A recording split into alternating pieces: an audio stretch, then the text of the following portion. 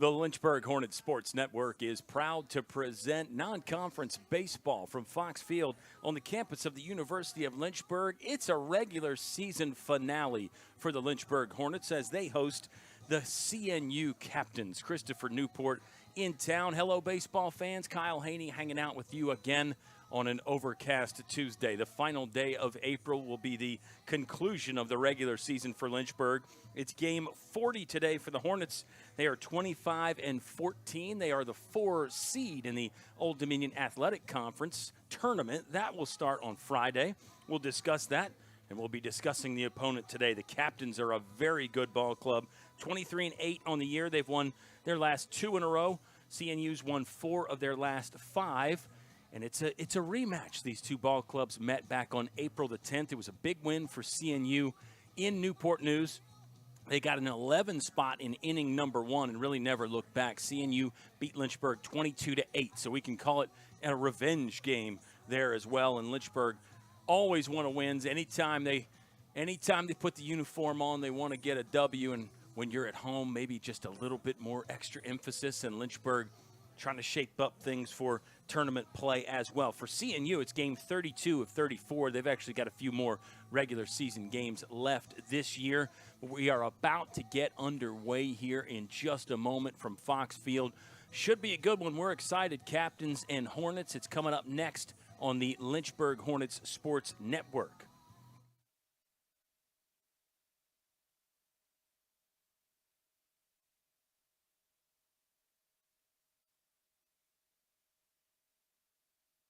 My name is Sarah Watts, and I'm a computer science major. I chose to play softball at the University of Lynchburg because I came to friendlies and camps, and the team and the coaches were so welcoming, and after that, I knew this was the place for me. The University of Lynchburg has helped me achieve goals because through my classes, I do group projects, and I think that will prepare me for my job when I need to work with people.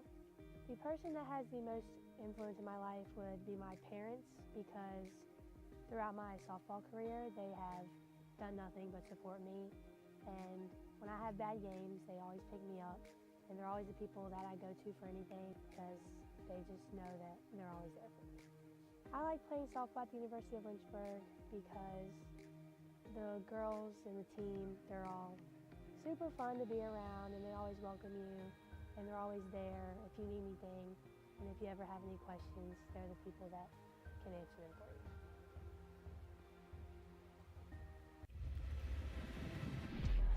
You have a great look. Let me just tell you that. I know you don't know me yet, but I want to work with you. I'll get a picture real quick.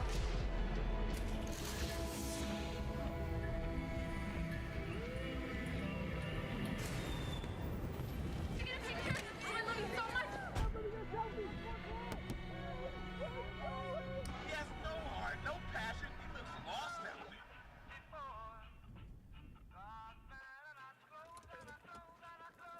Yeah, thanks, man. Just once more, and you came and you took control. You touched my very soul. You always show me that loving you is where it's at. You made me so.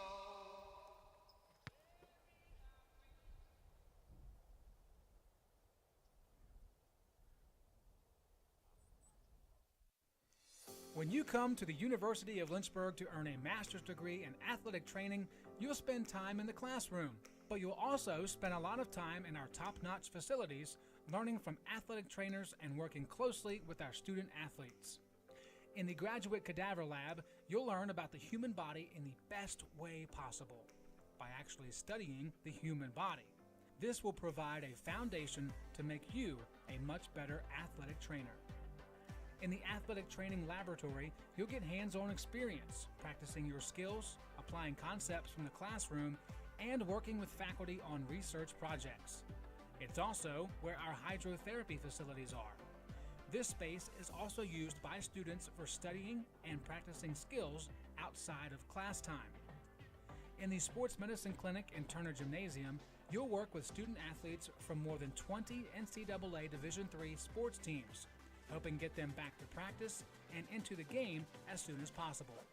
As an athletic training student, you're a big part of the success of our sports teams and the success of the local athletic teams.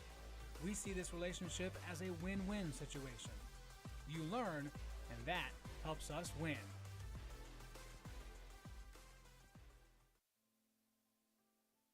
My name is Emily Brubaker. I am a junior from Raleigh, North Carolina. I am a marketing major with a digital media marketing minor. I chose to come to the University of Lynchburg because, first of all, the golf program was new and it was starting up, so I was really intrigued by that idea. And then the class sizes here are also really similar to what I had in high school. And that was really good for me because it meant I would have a good relationship with my professor. So when I did have to miss for golf, the professor knew me and being able to make up the work would be easier than if I went to a bigger school. What I like about the campus is walking around, everyone's just friendly in general. And first of all, it's a beautiful campus, but everyone around here is smiling and they're having fun. And it just has a really homey feel that is something that I really enjoy. What I liked about the athletic department here is the facilities are really nice.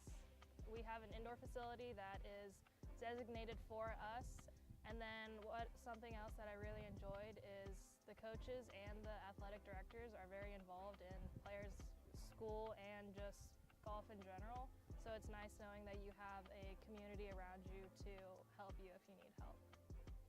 My name is Taylor Clark, and I graduated in the spring of 2019, and I was a math major, and I'm currently a processing and packaging supply chain leader at Frito-Lay here in Lynchburg. As a math major, I loved every single second being in the classroom. I would fight for those professors, my classmates. I learned and grew as a person being in that class and challenging myself more than I would have ever thought I could. A big part of my job is root cause analysis and being able to look at a problem and figure out why did this happen and how can we make sure that this doesn't happen again. So as a math major, you learn that you need to have fundamental truths before you make any other statement, make any other assumption. The reason why I chose Lynchburg, and it's the general consensus on campus, is the relationship you get to build with your professors. And that sense of community that you get where you and your peers all understand and know that the people who are trying to push me to be better also will support me through it all.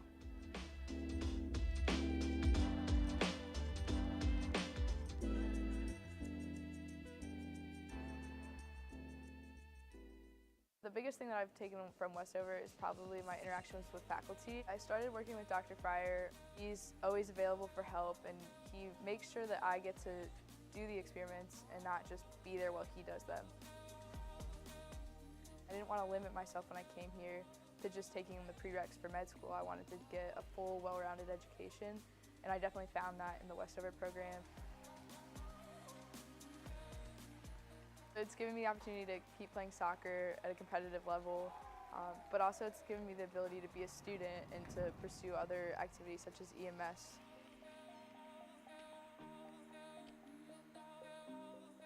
"100% do Westover because it's not something they're going to regret, and it's going to be a lot of work, but so is everything else. It's just going to help build their education that they've already had and make them a better person for it."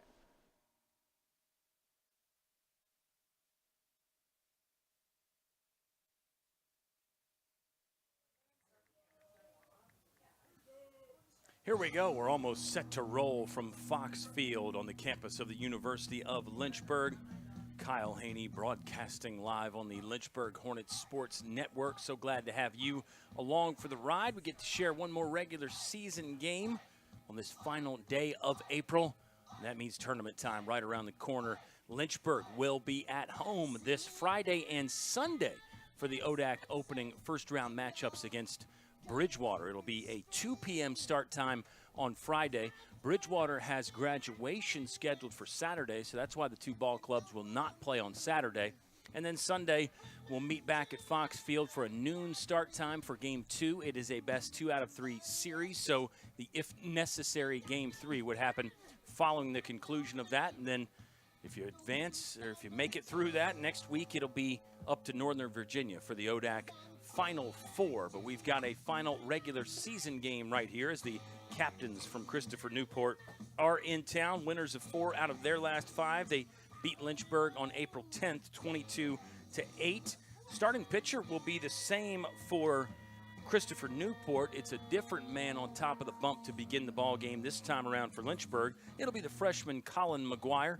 Lynchburg's battery includes Sean Pokerock with the gear on behind the plate. Around the infield, it's Eric Hyatt at first, Ben Jones at second, Brandon Garcia short, Gavin Collins at third. In the outfield, you got Eddie Gimble taking the start in left today. O'Kelly McWilliams, the fourth, is in center, and Quinn Madden playing right field for Lynchburg. They are 25-14, coached by Travis Beasley. The associate head coach is Lucas Jones. We need to run down that entire coaching staff here at some point before day's end. And there's first pitch. We're underway on Lakeside Drive. It's a ball to Scott Crossan, the right fielder for Christopher Newport. Josh Reinhold is on deck. Crossan will foul that one away. Zach Darnowski, the designated hitter, batting third. Lincoln Lupson, the catcher, in the cleanup spot. Doc Daniels is hitting fifth, playing second. Jacob Koenig in left field, hitting sixth. Eric Wilson, first baseman, seventh. Gus Krall is the center fielder, batting eighth. And Sam Benedict, third baseman, rounding out the batting order for CNU, coached by John Harvell. He is a real legend in coaching circles. A couple Division III national championship trips for CNU under Coach Harvell's reign. Trips to the College World Series, the D3 College World Series. It's now a 3-1 count on Scott Crossan facing Colin McGuire. The freshman has been really good in his first year for Lynchburg. Here's a sharp one at Brandon Garcia. Kept the glove down, straightens up, throws. Backhand pick from Eric Hyatt. They'll call him safe. Say Hyatt did not keep the foot connected to the base. And that's going to be either a hit or an error. Yes, the error would be on Brandon Garcia because of that throw. Eric Hyatt made a really good pick to slap at it with the backhand. Looked like he might have kept the foot on, but the umpire's opinion is the only one that matters in the court of baseball. It has been ruled an error, and it is a runner on first now for the shortstop, Josh Reinhold. Breaking ball inside from McGuire. Let's run down his numbers really quick. McGuire is 2-1 with 3 saves in his first-year campaign. 3.96 earned run average. This is start number 7, appearance number 17. Ball back to McGuire. He'll start the double play with Ben Jones. This one will actually be relatively easy for Lynchburg as they erase 2 base runners. 2 for the price of 1 ball and comebacker from Josh Reinhold. 1-4-3, and just like that, Lynchburg has 2 outs. Now batting number 16, Zach Jarnowski. We are in the top of the first inning. We are in the midst of giving you Colin McGuire's numbers. Strikeout to walk ratio is really good at 37 punch-outs to just 12 base on balls. On the season, McGuire really started as a key bullpen guy and then sort of shifted into this midweek role. He has taken the ball in some key conference starts, and you would assume he will factor into any postseason starting rotation as well.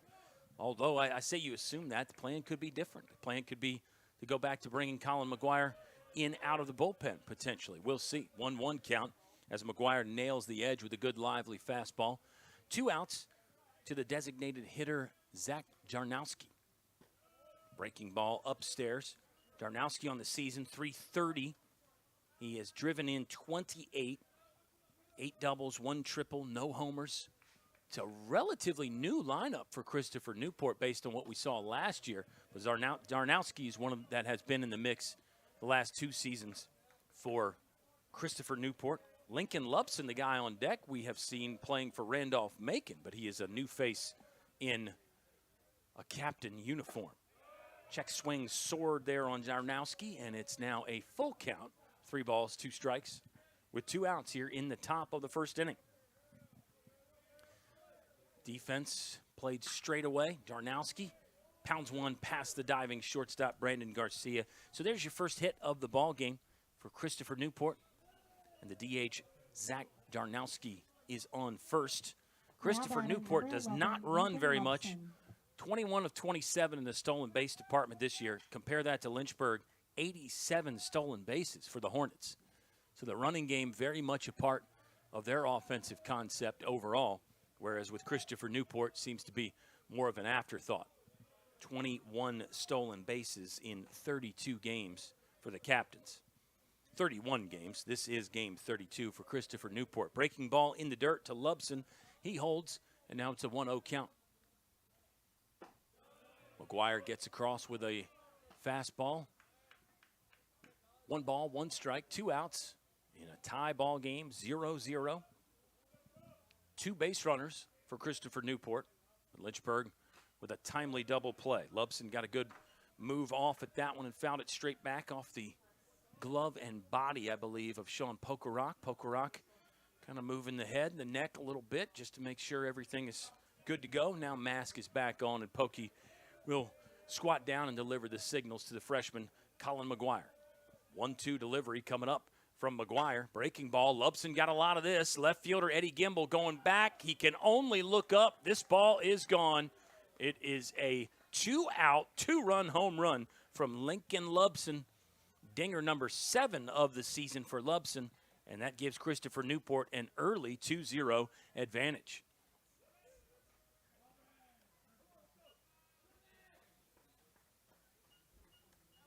Lubson took a really good swing on the previous pitch and fouled it straight back.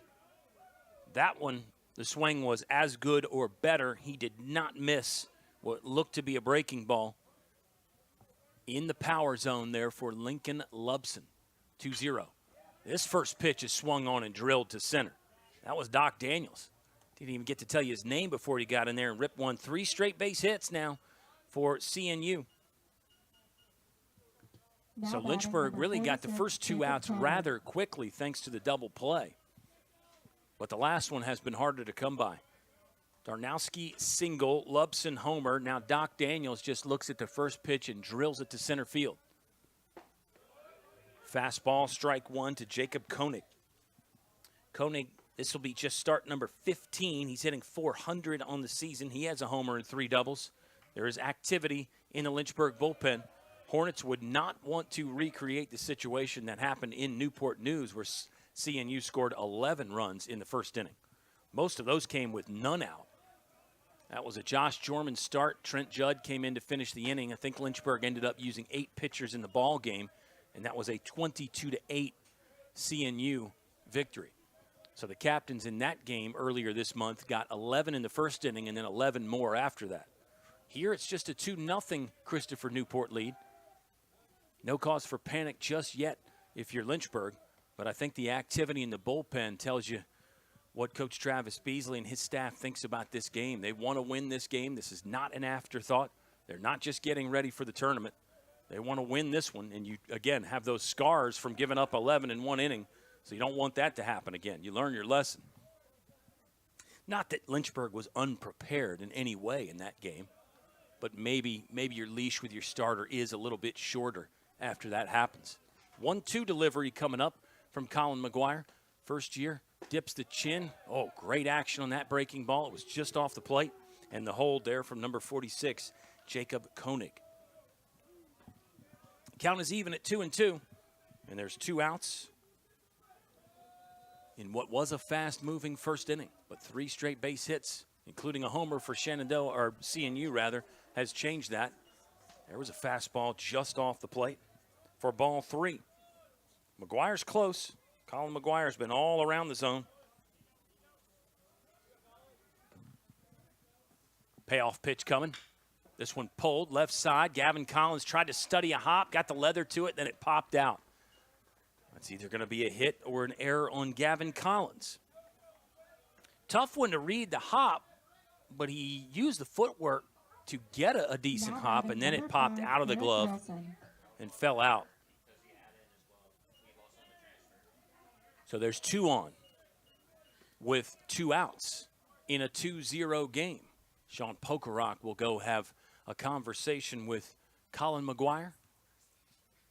McGuire is not at risk, really, I think, of walking people. I know that was a full count there. But I feel like McGuire's throwing strikes. He's doing what you're supposed to do. Did leave some pitches in hittable areas, obviously. A home run from Lincoln Lubson.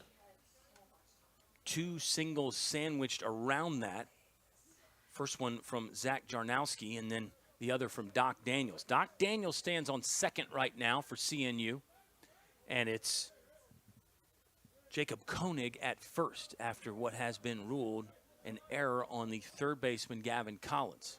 So it's a lot of twos in this one. 2 errors, 2 runs. There's 2 outs. CNU does have 3 hits, though. Eric Wilson is the 7-hole batter. Eric Wilson's a sophomore from Culpeper, Virginia.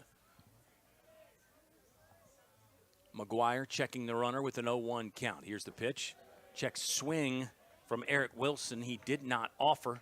Seemed like Sean Pokerock liked the location of the pitch. Gave the little glove gesture, the feedback there to Colin McGuire. Infield straightaway, outfield medium deep straightaway. Breaking ball from McGuire, nice one.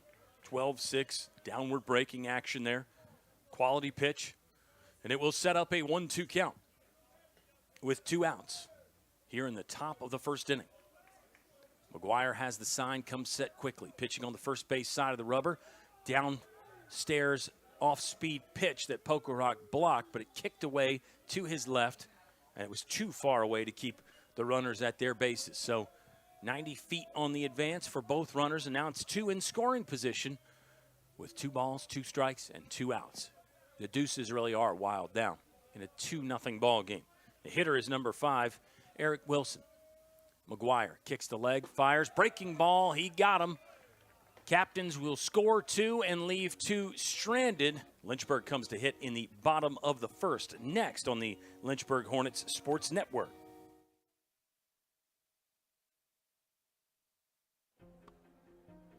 I was looking for a school that could provide me with the athletics, academics to pursue my career, a wind symphony to pursue my passion for music, and really have a nice general atmosphere. The professors here are really unique, their background and their passion for teaching. It's really a place where you can explore. Lynchburg gives you the opportunity to fail, but also get back up in that period of time and learn from your mistakes. I can make these mistakes within the school environment, but also with the support of other friends, and be ready for the real world when you graduate.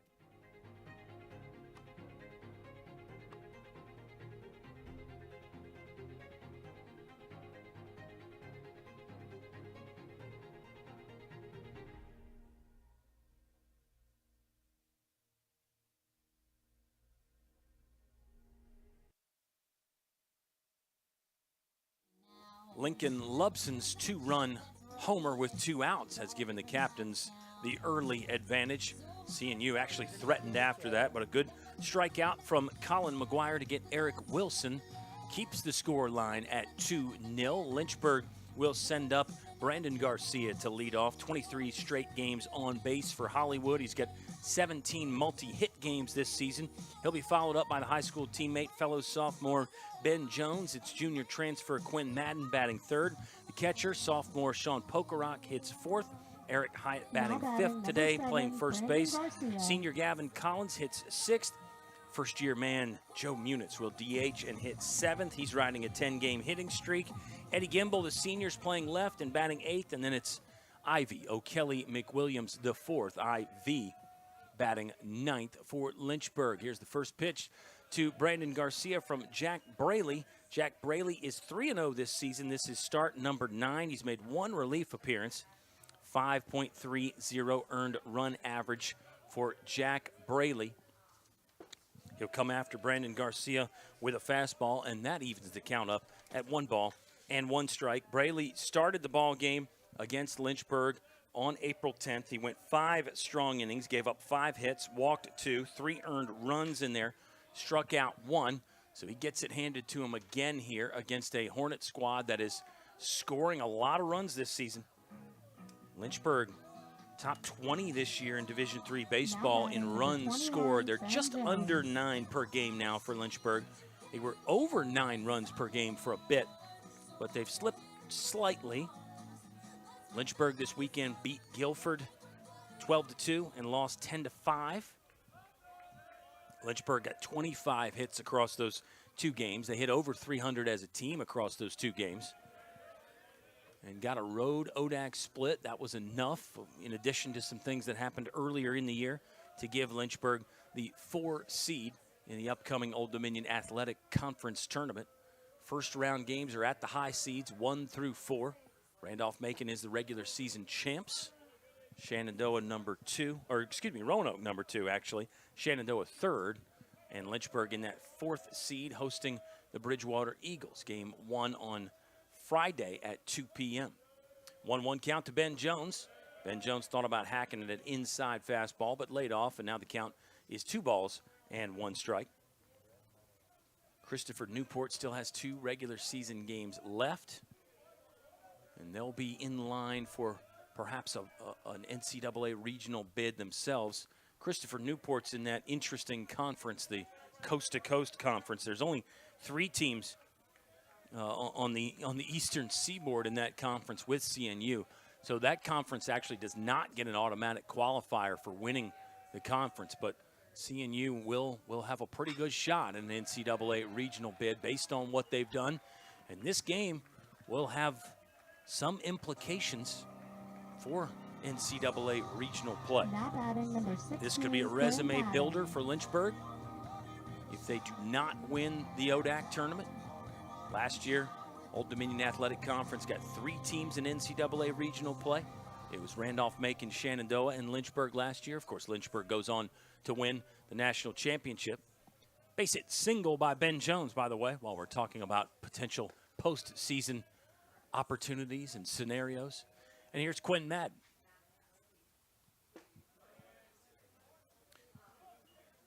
Ball 1, an off-speed pitch from Jack Braley. Quinn Madden on the season, hits leader for this ball club with 54. He's batting .344, hit his 8th home run in Game 1 against Guilford on Saturday.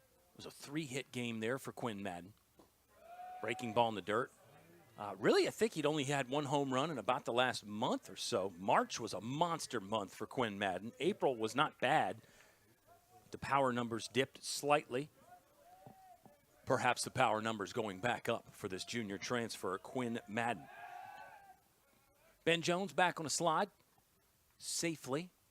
First baseman Eric Wilson kind of off the bag a little bit of an interesting setup over there. Not the typical setup for a first baseman when holding the runner on. He's a right-handed thrower, so the big mitt is on the left hand. He's actually got his body turned so he can catch that ball and sort of sweep tag. Look out, Quinn Madden got into one. He got enough of one, and the game is tied. 2-run home runs in the first inning for both squads, and the most recent one is Quinn Madden, dinger number 9 of the season for the junior transfer. He said one of the secrets is deer steaks and apple juice. Quinn Madden must have had a bit before the game. He knocked the helmet out of Ben Jones' hand in the celebration. Benny Bombs was waiting at home plate to bump helmets with him, and Quinn Madden hit his helmet so hard it flew out of Ben Jones' hand, who all he could do was smile. And that's all you need to do right now if you're a Lynchburg fan, because it's a tie ball game, 2-2. Brandon Garcia popped out. Ben Jones, a little 2-strike single up the middle. Quinn Madden laying into an off-speed pitch, parking it over the left field wall. Here's Sean Pokerock. Pokey on the season now is over 300. He has really been swinging a good bat the last 3 or 4 weeks. Sean Pokerock has 4 home runs in just 20 starts. And Coach Ed Smith and myself, the strength and conditioning guru, Ed Smith and I were talking about Pokerock's power, but also his eye does not strike out very much. I think we calculated it at less than 10% for Sean Pokerock, the strikeout rate. Pokey is another one of those guys with more walks than strikeouts this season. 13 free passes to just 9 Ks for Sean Pokerock. He bats with the bases clear, 1 out in a 2-2 ball game. 2-1 count. Braley back to the windup. Serves one in. It's low and away. And now the count is 3-1. Eric Hyatt on deck. Another one that is the poster boy for more walks than strikeouts. Eric Hyatt. This season and in his career. Here's the 3-1 for Braley. Not close. Pokey didn't have to get the bat off the shoulder, and he'll walk down to first with his 14th walk of the season.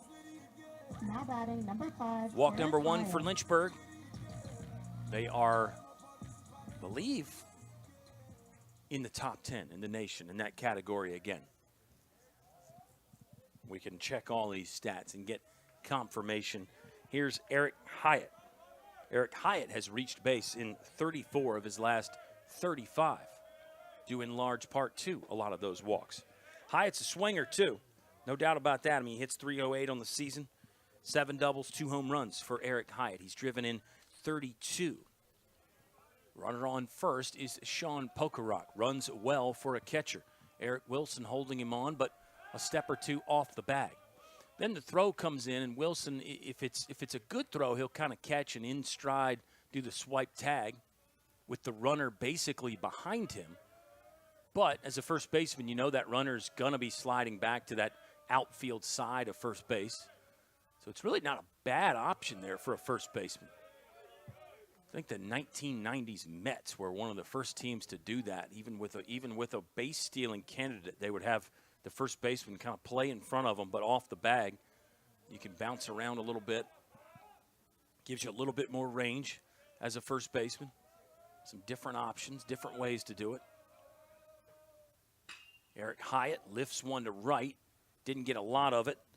Right fielder is Scott Crossan. Hat falls off. Easy catch for out number 2 of the inning. Now batting number 15. So bring up Gavin Collins. Senior is climbing higher and higher on so many all-time leaderboards here, including walks. He's a walks guy himself. 83 in the career for Gavin Collins. Looks like that puts him currently in 6th place all-time at the University of Lynchburg. Collins swings at the first, got jammed, sent it over the Christopher Newport dugout for a foul ball. Gavin Collins, in his career, 187 hits. There's 34 doubles, 10 triples, and 17 homers in there as well for Gavin Collins. He's driven in 145 in his career. 0-1 delivery on the way to Gavin Collins. Longer hold from Braley. Now he'll pitch. Swing and a miss from Collins. That ball kicked away. Sean Pokerock was already going back to the bag, and he showed a little bit of frustration there, kind of a hard clap of the hands. It looked like Pokey knew he probably could have taken second on that ball that popped out of the mitt of the catcher, Lincoln Lubson. 0-2 coming up to Gavin Collins with 2 outs in a 2-2 ball game. We're in the bottom of the first inning. Lubson slides away. Long hold again from Braley. Good location, and they got Gavin Collins looking frozen with an 0-2 fastball outside. Lynchburg does score 2. They equalize. It's a 2-2 ball game through 1 complete at Fox Field in Lynchburg.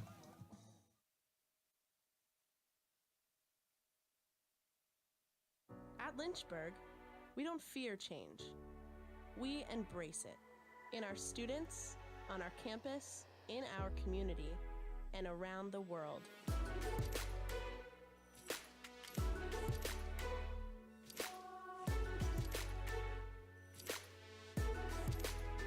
We're building on our legacy of always moving forward.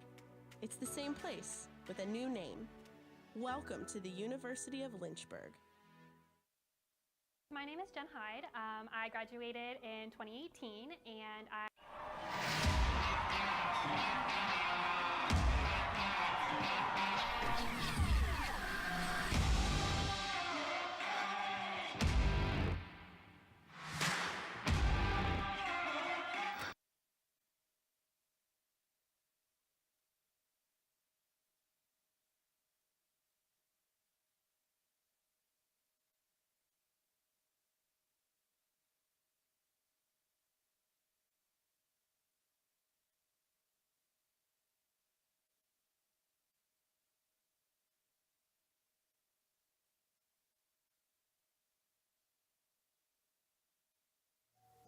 It's a pitching change for Lynchburg. Josh Jorman will head to the top of the mound here to start inning number 2. It's a 2-2 ball game. Homer number 8 of the season for Quinn Madden ties the game up. Ben Jones was on following a single. It was a 2-run homer from Lincoln Lupson. Interestingly enough, those balls really left the ballpark in very similar places. I don't think they hit the same tree or anything behind the left field fence, but very, very similar. And we'll see if this game continues like that. We'll be in for something very thrilling. It is the fifth-year man, Josh Jorman, on. Jorman started this game against CNU on the road. On the season, this will be appearance number 13 for Josh Jorman. It looks like 4 in relief now for number 2. Jorman carries a 7.46 earned run average. He's 2-2 on the season. Struck out 28, walked 21. Yeah, really it was a start against CNU last year, midweek game against a ranked captain squad where Josh Jorman, I think he threw 5 or 6 really good innings. That's what kind of got Jorman on everybody's radar as a pitcher. He had been working on the pitching his entire career. And really his freshman, sophomore, and junior year actually had some numbers, some stats. He'd made a few appearances, but that big outing against CNU really was just what the doctor ordered at the time for Lynchburg when their pitching was a little stressed, and just a glimpse of Jorman's true capabilities last season. He's taken the ball in some big games this year. He is another guy like Colin McGuire who will definitely factor into the postseason pitching plan. I say definitely. You never know in baseball or in life, but that would be my assumption going forward, that you're going to see Josh Jorman pitch some postseason innings. 0-2 count. It's a good start for Josh Jorman. Oh, yeah. Nice job on the off-speed pitch. Got Gus Kroll out front for a strikeout. Out number 1 of the inning. Really good start for Josh Jorman. Here's the 9-hole hitter, Sam Benedict. Start number 7 of the season for Sam Benedict. So the lineup is slightly different right now for Christopher Newport. Sam Benedict on the year, hitting .235. That's 4 for 17. Left-handed swinger waits on one from Josh Jorman. Breaking ball just off the plate, and it will be a 1-0 count to Sam Benedict. Aiden Stoffel is a really talented sophomore for the Captains. He is not in the lineup. He was 5 for 5 in their victory against Mary Washington. Yeah, same team Lynchburg walked off last week. Lynchburg had a couple midweek games last week, actually. They beat Hampton-Sydney on Tuesday of last week, 1 week ago. And then a week ago, Wednesday, it was a thrilling walk-off victory against Mary Washington. Christopher Newport also beat Mary Washington. That was this weekend. What a play from Gavin Collins. That'll make up for a little funky one earlier. Gavin Collins on the move to field a bunt from Sam Benedict. Benedict is retired for the second out of the inning. And the top of the lineup is back with Scott Crossan. Had a sharp ground ball to Brandon Garcia, whose throw actually got in the leather of Eric Hyatt. Hyatt made a good backhand pick, but his foot would not stay anchored to the bag, so it ended up being an E6. It's another breaking ball to start from Josh Jorman, strike 1. Crossan on the season, hitting .318. Slaps at this and sends it into the outfield grass. Took one hop as it was going by second base, but that is a well-struck ball from Scott Crossan. He has his first hit of the game. It's 4 hits in the ball game for the Captains total. And here's Josh Reinhold. He sent one back to Colin McGuire in his first at bat. That became a 1-4-3 double play. Lynchburg already with 2 outs. They don't need to double play here. But you know you've got dangerous hitters throughout this Captains lineup. You'd love to get out of here, get out of this second inning. Still with a tie ball game. It is 2-2. Deuces apiece right now. And it was two-run home runs. 1 per squad so far in inning number 1. There is a little bit of wind blowing out at Fox Field. It's a cooler day today. We were upper 80s in Central Virginia yesterday. It's overcast today. Sun hasn't really been out a ton. Probably still right at 80 outside. And there is a chance of rain later on this evening. There's a chance of rain this weekend.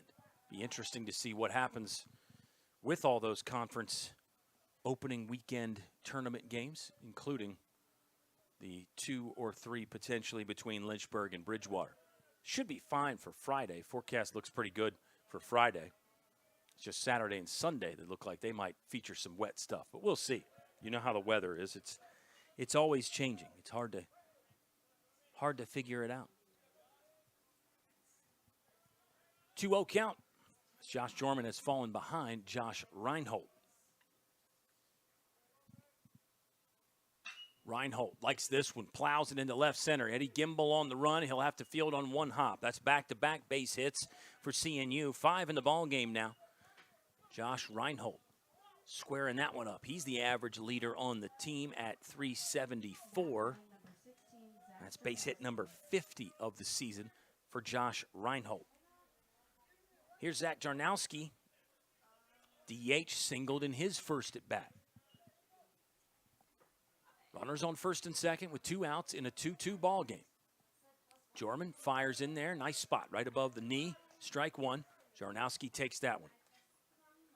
Jarnowski hits .330 on the season. 35 base hits now, counting the one he got in inning number 1. Scored on the 2-run home run from Lincoln Lubson. Lubson is on deck. That one just missed from Josh Jorman. Like either a changeup or maybe just a little bit of a softer two-seam fastball. Had some movement away from the right-handed swinging Zach Jarnowski. That one was just under the knee, maybe even closer to mid-shin there from Josh Jorman. So it's a ball, 2-1 count. Lynchburg defensively in the infield has Jarnowski played slightly to pull. Outfield playing him the opposite way. O'Kelly McWilliams, center fielder, is shaded towards that right center gap. Jarnowski will flare one out of play towards Wake Fieldhouse to our right.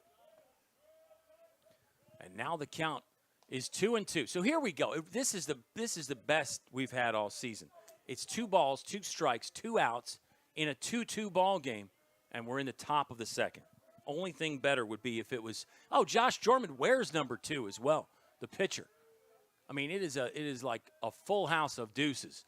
This one squirted up the middle. Brandon Garcia on the run. He'll have to throw to first. Makes the play. Nice stuff there by Hollywood on what looked like it could be a tough play. Jarnowski was busting down the line, but Brandon Garcia got him in time to end the inning. 2 more stranded for Christopher Newport in a 2-2 ball game.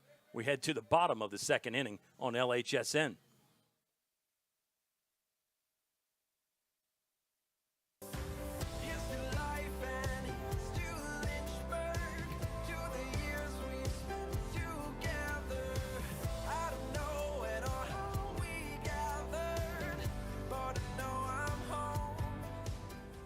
Every great college has a great city.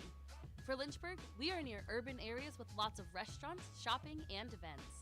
Plus, we are one of the top schools in the area. Come see for yourself.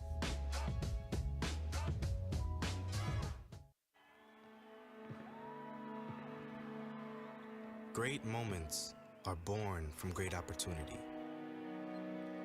That's what you have here tonight. That's what you've earned here tonight. This is your time. Now go out there and take it.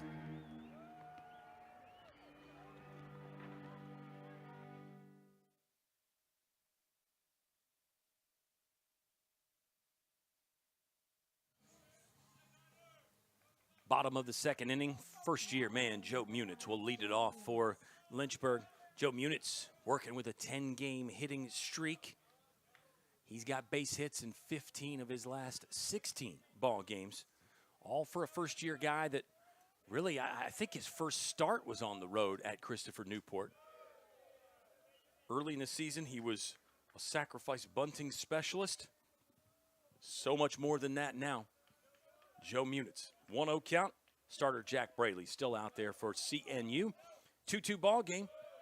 Captains have their 2 runs on 5 hits. They've stranded 4, including 3 in scoring position. Nice pitching there from Josh Jorman. Got the first 2 outs quickly. And then back-to-back singles from CNU. Jorman gets Jarnowski to ground out up the middle to the shortstop, Brandon Garcia. Munitz liked the breaking ball, swung on it, fouled it away. It's a 1-ball, 2-strike count. Eddie Gimbel is on deck. Senior's last start, it was actually against Christopher Newport. Talking about Eddie Gimbel. He's back in the lineup here. Might be matchup kind of thing, perhaps, or maybe it was just Eddie Gimble's time to jump back in the starting lineup. This one high and well outside from Braley. Lynchburg has a few guys hanging around the bullpen, but I don't think anybody's getting loose right now. So maybe we'll see Josh Jorman come back out. We were wondering if it was a bullpen day, a Johnny Holstaff day for Lynchburg, trying to get multiple guys, an inning or two, to maybe set up the weekend. You'd love to have all your options available. Full count now to Joe Munitz. Left-handed swinger waits on this from Braley. Turns the barrel loose, but is under this one. And the catch is made in left center field by the center fielder, Gus Kroll. So there's one out. Lynchburg scored their runs with one out in the first inning. Brandon Garcia popped out in the infield. Then a Ben Jones base hit and a Quinn Madden two-run home run. Christopher Newport's actually gotten all their hits with two outs. Captains have 5 hits. They've actually all come with 2 outs, interestingly enough, and we are in the bottom of the second inning. Called strike one to Eddie Gimble. Senior waiting on the next one from Braley. He'll take that as well, and now it's an 0-2 count. O'Kelly McWilliams, the fourth, is on deck. Eddie Gimble, I mentioned his last start was April 10th against CNU, but he's gotten in some ball games. He's really been an important piece for Lynchburg this season. Breaking ball, Gimble gets pretty good metal onto this. Center fielder going back, that's Gus Kroll. He did nicely to sprint back and get set up under that deep fly ball. But that's an out, and out number 2 of the inning. Kroll's covered a lot of ground out there. First moving to the left center gap to catch the one from Munitz, and then this one had to get on his bike a little bit and go back, field the long one from Eddie Gimble. And it is the fifth-year man, O'Kelly McWilliams, the fourth. Ivy's got a 4-game hitting streak, and he's 7 for his last 11. Here we go. He's 8 for his last 12 now, as O'Kelly McWilliams likes the first pitch and sprays it through the right side of the infield. O'Kelly McWilliams is 8 for his last 12. That goes back to that Mary Washington game where he did not make an out, and he had the walk-off double. Could have been an inside-the-park home run, but O'Kelly McWilliams got mobbed as he reached second base. It really didn't matter. The fact that Lynchburg won the game was most important. But O'Kelly McWilliams could have kept running for as long as he wanted to. You think IV might be running here, with 2 outs especially. We'll see how close Christopher Newport tries to keep O'Kelly McWilliams. He will take off, pitch out, throw, one hop, pick. IV's out at second. Nice job by Christopher Newport. They call the pitch out. It's a high fastball in the other batter's box. Garcia can't do anything to protect O'Kelly McWilliams, and he's thrown out at second. So that's how the second inning will end. 2-2 ball game between the Captains and the Hornets at Fox Field in Lynchburg.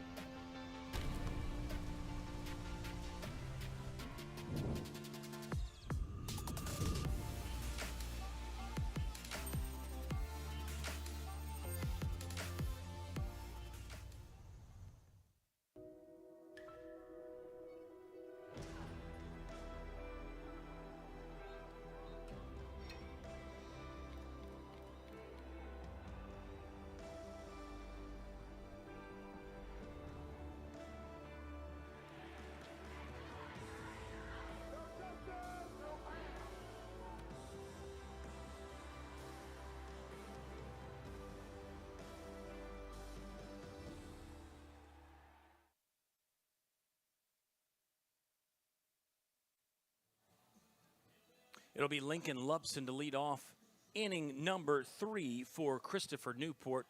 2-run home run in his first at bat.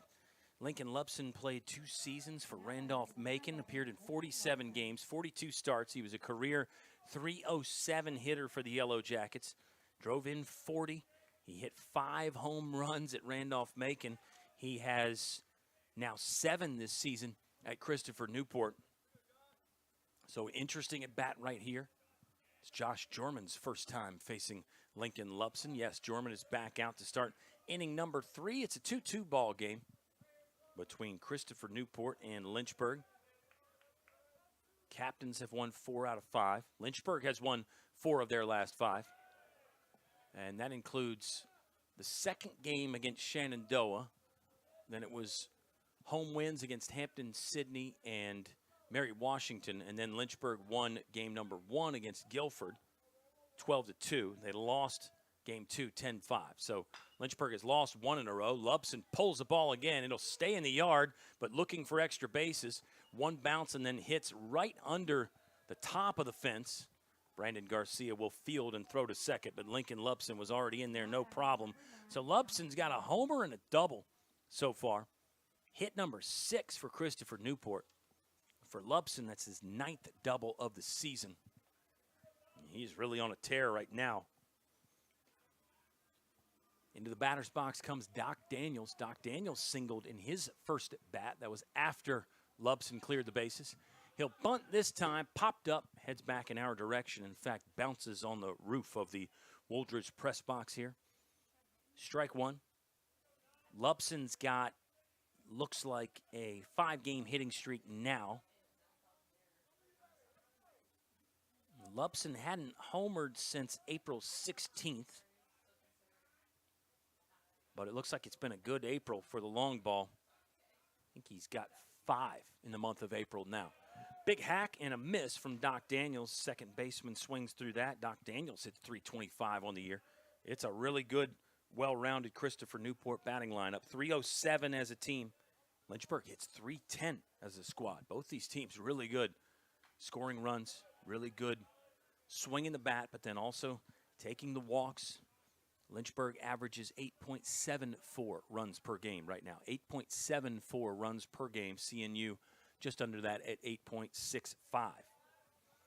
It's an 0-2 delivery on the way here from Josh Jorman. Away target from Sean Pokerot. Jorman went inside. It'll result in an out, though, or should anyway, as Quinn Madden is under a medium deep fly ball. He'll field and throw into the relay man, Brandon Garcia. He catches and holds. Runner cannot advance. There's 1 out in the top of the 3rd inning after the fly out from Doc Daniels. Jacob Koenig is in the batter's box now. He hits .400 on the season, reached via an error from Gavin Collins in his first at bat. Start number 15 for Koenig, so he's a guy that really has played in just about half the games. He took a monster rip at the first pitch from Josh Jorman. Comes up empty, though, and the count is no balls and 1 strike, 1 out. Lynchburg will have the leadoff man, Brandon Garcia, coming up to start the top, or the bottom of the 3rd inning, rather. We're in the top of the 3rd right now. Koenig sprays this one away, and the count is 0-2. Steadier activity in the Lynchburg bullpen now. Makes me wonder if we'll see a new pitcher for the 4th inning, perhaps, for the Lynchburg Hornets. I mean, could see somebody else here in this 3rd inning, potentially even. Let's see what Jorman can do with Koenig. Here's the pitch. Got him upstairs. I had some gas on that. Nice pitch from Josh Jorman. His 2nd strikeout. 3rd for CNU as a ball club, and there are 2 outs with Eric Wilson, the first baseman, batting now. Wilson struck out in his first at bat. Eric Wilson on the season. This is start 17 for him. He's got 15 hits and 56 at bats. Excuse me. It's good for a .268 average entering today. That one floated out of the hand of Josh Jorman, never made it back down to the strike zone. And it's a 1-0 count to Eric Wilson.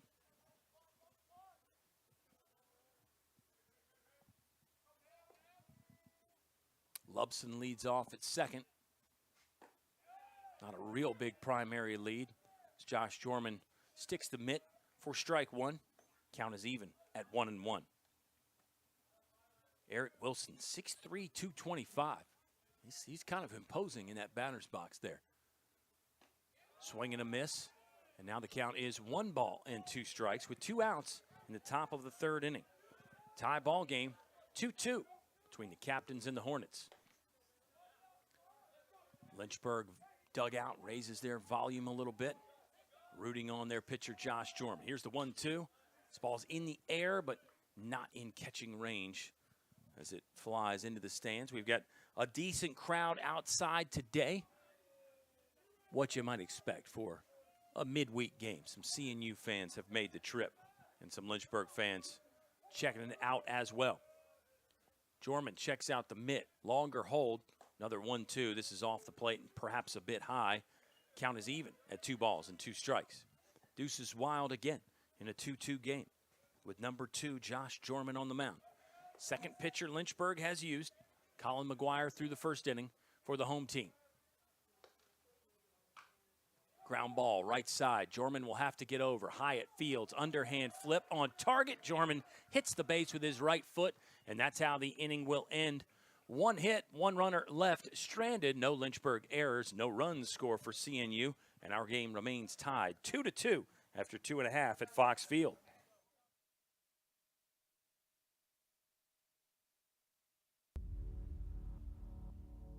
To them, the whole world looks like an opportunity, one to be seized, built upon, and made better for their sport and the people around it. To student athletes, every opportunity is a chance to change what could be and show the world what opportunity can do. Think a private education is too expensive? Think again. At the University of Lynchburg, you can get a personalized education for the cost of a state school. If you're commuting and you get our top scholarships, you could pay much less. And you get all that without the hassle of giant lecture halls. Our faculty know your name here and do more than just teach. You might even do research together and plan out your next career moves.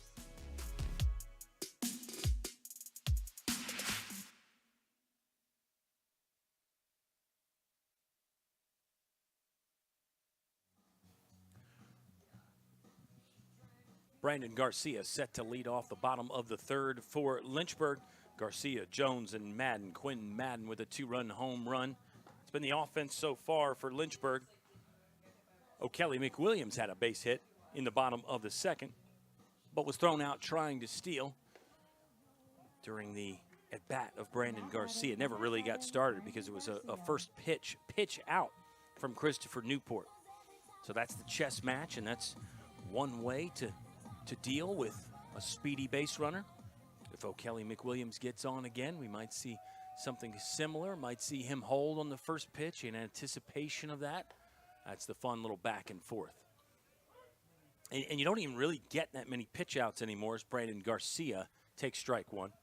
Most coaches will prefer to go with just a fastball belt high in the other batter's box or on the batter's box line. Something that doesn't necessarily tip off the other team that you are pitching out. Brandon Garcia swings at the second pitch, bounces it to the first baseman. Eric Wilson makes the grab on 2 hops. Brandon Garcia kept the bat in his hand halfway down the first baseline. He knew what the result of that at bat was going to be when it left his metal there, and it is an out. 1 out for Ben Jones. He singled in his first at bat, scored a run on the Quinn Madden 2-run home run. Ben Jones, a 7-game hitting streak now. Benny Bombs, sophomore, really heating up. His on-base percentage has been high all year thanks to all those walks. Ben Jones has a team-leading 38 walks this season. So the on-base percentage is close to .470 right now for Ben Jones.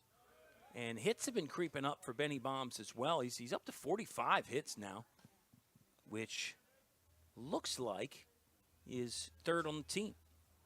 Madden's got 55. Brandon Garcia has 52. And then, Ben Jones with 46 hits, actually. 46 hits now for Ben Jones, counting the one he had in the first inning. Breaking ball inside, called strike 1. It's a 2-1 count with 1 out. The home run man, Quinn Madden, is waiting on deck, lurking on deck if you're a Christopher Newport fan. See if Ben Jones can get on for him again. Ben Jones takes a rip, fouls that straight back into the netting. And now it's a 2-2 count. Jack Braley still pitching for Christopher Newport. So this looks like maybe it's not going to be a bullpen day for the captains. They're going to let Braley go a little bit longer as he's into the second time through the batting order here for CNU. 2-2 to Ben Jones, held up on a check swing. Catcher Lubson wanted to ask the question of a third base umpire. It's just a two-man crew today, and the home plate umpire did not feel inclined to ask his partner down the first base line. Looked like Ben Jones held up. Full count coming now from Jack Braley. Ben Jones, bouncing ball, right side. Wilson will grab a high hop and step on the bag himself. Back-to-back 3 unassisted here in the bottom of the third inning for Christopher Newport. And Quinn Madden will have to hit with none on base and 2 outs. Lynchburg has 2 runs on 3 hits. They've left 1 stranded. And the 2 runs off the bat of this guy right here, Quinn Madden, his 8th home run of the season in the bottom of the first.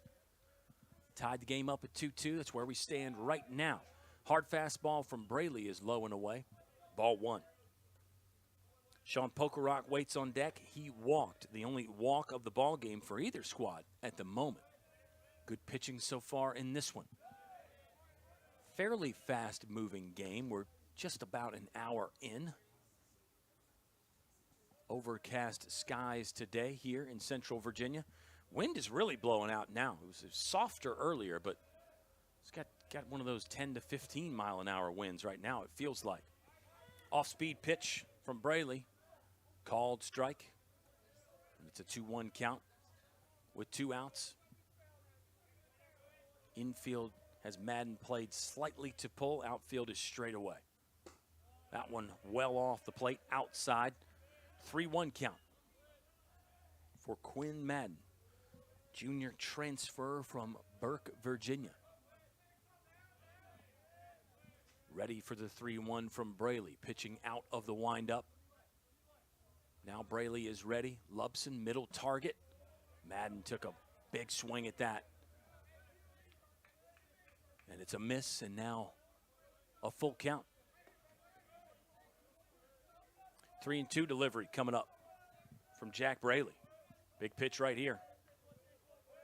See if he goes fastball or breaking ball. Braley kicks and deals. Madden got a breaking ball, got under it.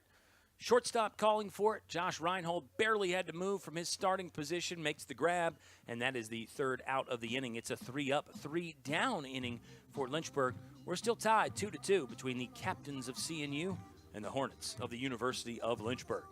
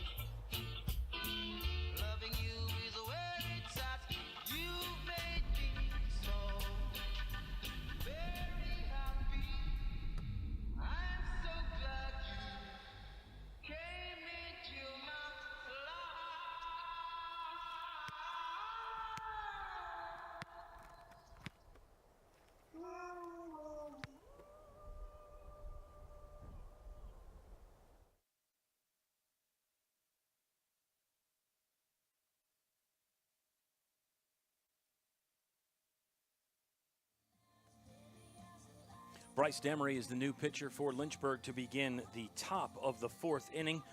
This will be pitching appearance number 7 of the season. Correction.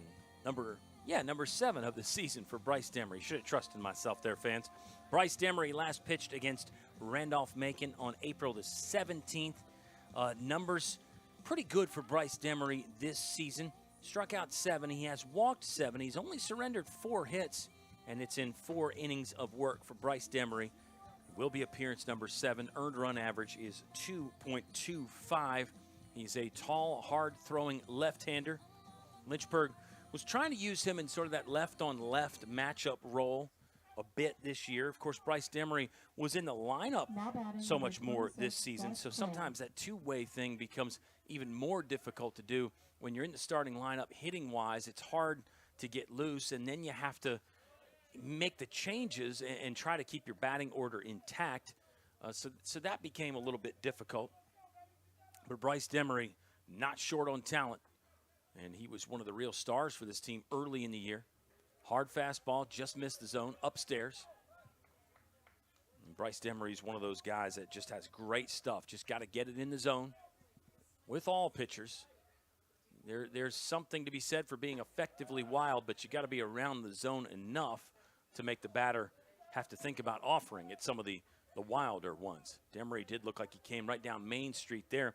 2-1 count on Gus Crawl, the center fielder for Christopher Newport. Demery went down and in that time.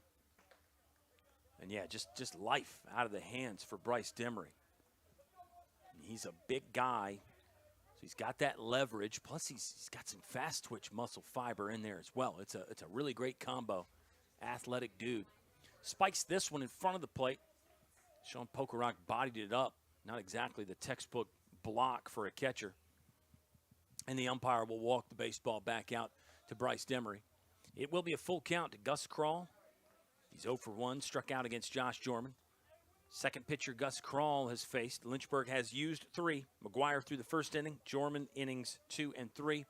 And now it's Bryce Demery. CNU has 2 runs on 6 hits. Captains have stranded 5, including 4 in scoring position. Leadoff walk for Gus Crawl. He's on first now with the 9-hole man Sam Benedict stepping in. Sam Benedict.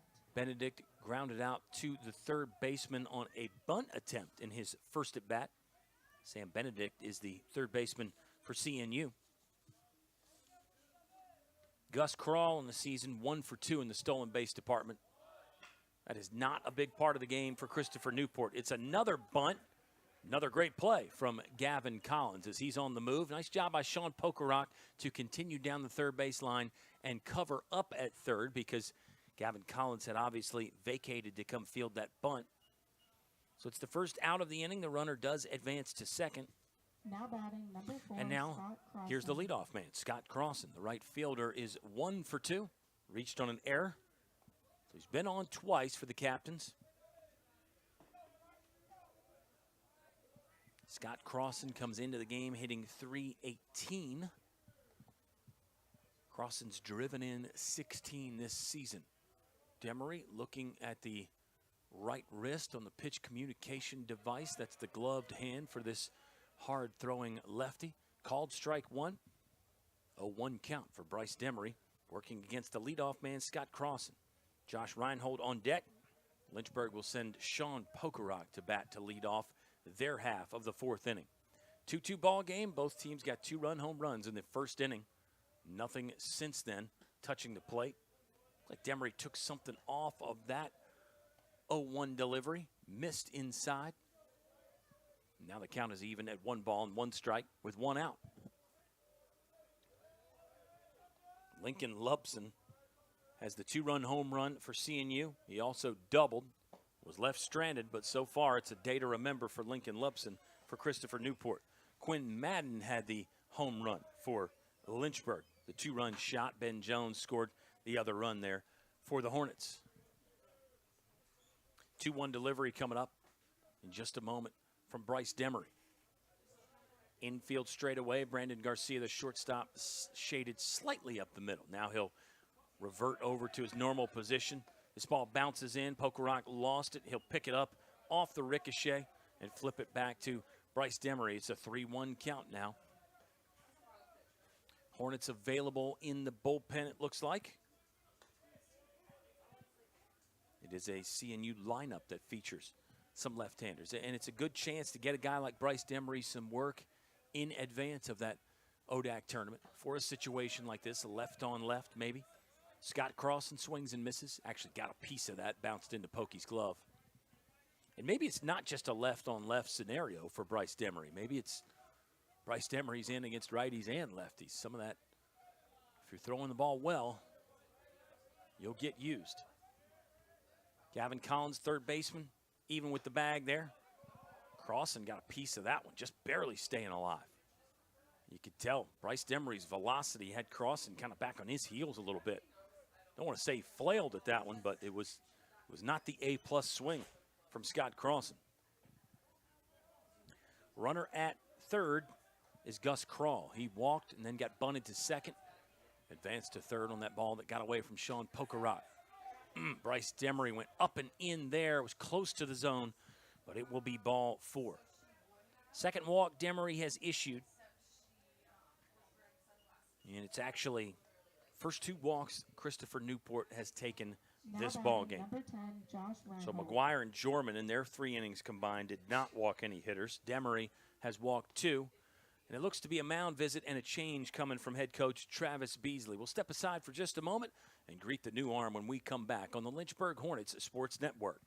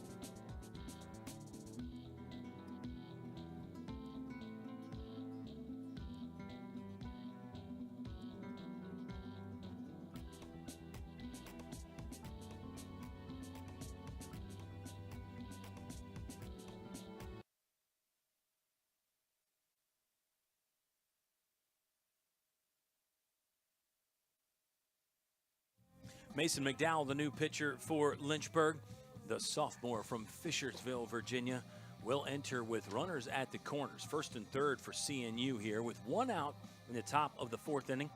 McDowell becomes the 4th pitcher that Lynchburg has used. Mason McDowell's a hard-throwing right-hander, and he did pitch 2.2 innings against Guilford in the win. That was in game 1 against the Quakers. Really good stuff lately from Mason McDowell. He struggled a little bit there in the month of March, but I think Mason McDowell's figuring it out again, and he's going to be very impactful for this ball club going forward. On the season, Mason McDowell is 1-1 with 2 saves, 5.87 earned run average. He has struck out 28 batters in just 23 innings. So he's one of those guys with a K per 9 of above 9. Mason McDowell was doing that last year as a freshman, throwing the ball really hard last season. He was 1-0 last year with 1 save in 17 appearances. And the K per 9 last year was at 11.09. The batting average against last year was 1.67. This season, opponents are hitting .232 against Mason McDowell. So a little bit better, still not great though. That tells you his talent, the kind of stuff he has. Mason McDowell is across for strike 1 against Josh Reinhold. Shortstop grounded into a double play and singled in his last at bat. Runners at the corners for CNU in the top of the 4th inning. Another good one from Mason McDowell. This one catches the outer third for strike 2. 0-2 is the count. Yeah, Mason McDowell 2.2. So it's 2 2/3 innings at Guilford, through 2 2/3 innings against Mary Washington a week ago tomorrow. So it's 3 pitching appearances in less than a week for Mason McDowell. And that tells you he must be feeling good. You know, he's throwing hard. Josh Reinhold couldn't catch up with an outside fastball. And there's 2 outs now. Zach Jarnowski, 1 for 2. Grounded out to the shortstop, singled in his first at bat. Runners at the corners. McDowell went to that outside edge again. That one is a ball, and it's a 1-0 count. And Mason McDowell did not pitch between March 24th and April 10th. Mason McDowell did not pitch. So kind of got back in the lab, kind of put the nose to the grindstone, figured some things out. Obviously, the coaching important there. I think McDowell's getting that confidence back, though. Feels like you can see it when he's throwing the ball. 2-0 count. Now it's 3-0. See if McDowell comes back with maybe just to try to go right down Main Street, kind of a fastball. Dangerous to do that with these good hitters. And really, this CNU lineup is filled with them. And McDowell missed the zone there. Was a fastball, but it wasn't close. It's a 4-pitch walk. Zach Darnowski will take the gear off and jog down to first base. Bases are loaded now for Christopher Newport, and they're loaded for Lincoln Lubson. All Lubson's done is hit a 2-run home run and double. Lincoln Lubson is really seeing it and swinging it right now. Tough assignment right here for Mason McDowell. Maybe Mason McDowell doesn't think that way. Eric Hyatt played behind the runner at first. Rest of the infield is deep as well. First pitch to Lubson, strike one. Nice job by Mason McDowell to go outside corner at the knee. Good location, and it's an 0-1 count. Outfield is deep and straight away. About as deep as you'll see the 3 perimeter defenders for Lynchburg set up. Strike two, similar location there from Mason McDowell. 0-2 count. See if McDowell stays hard, maybe fastball outside, fastball up maybe.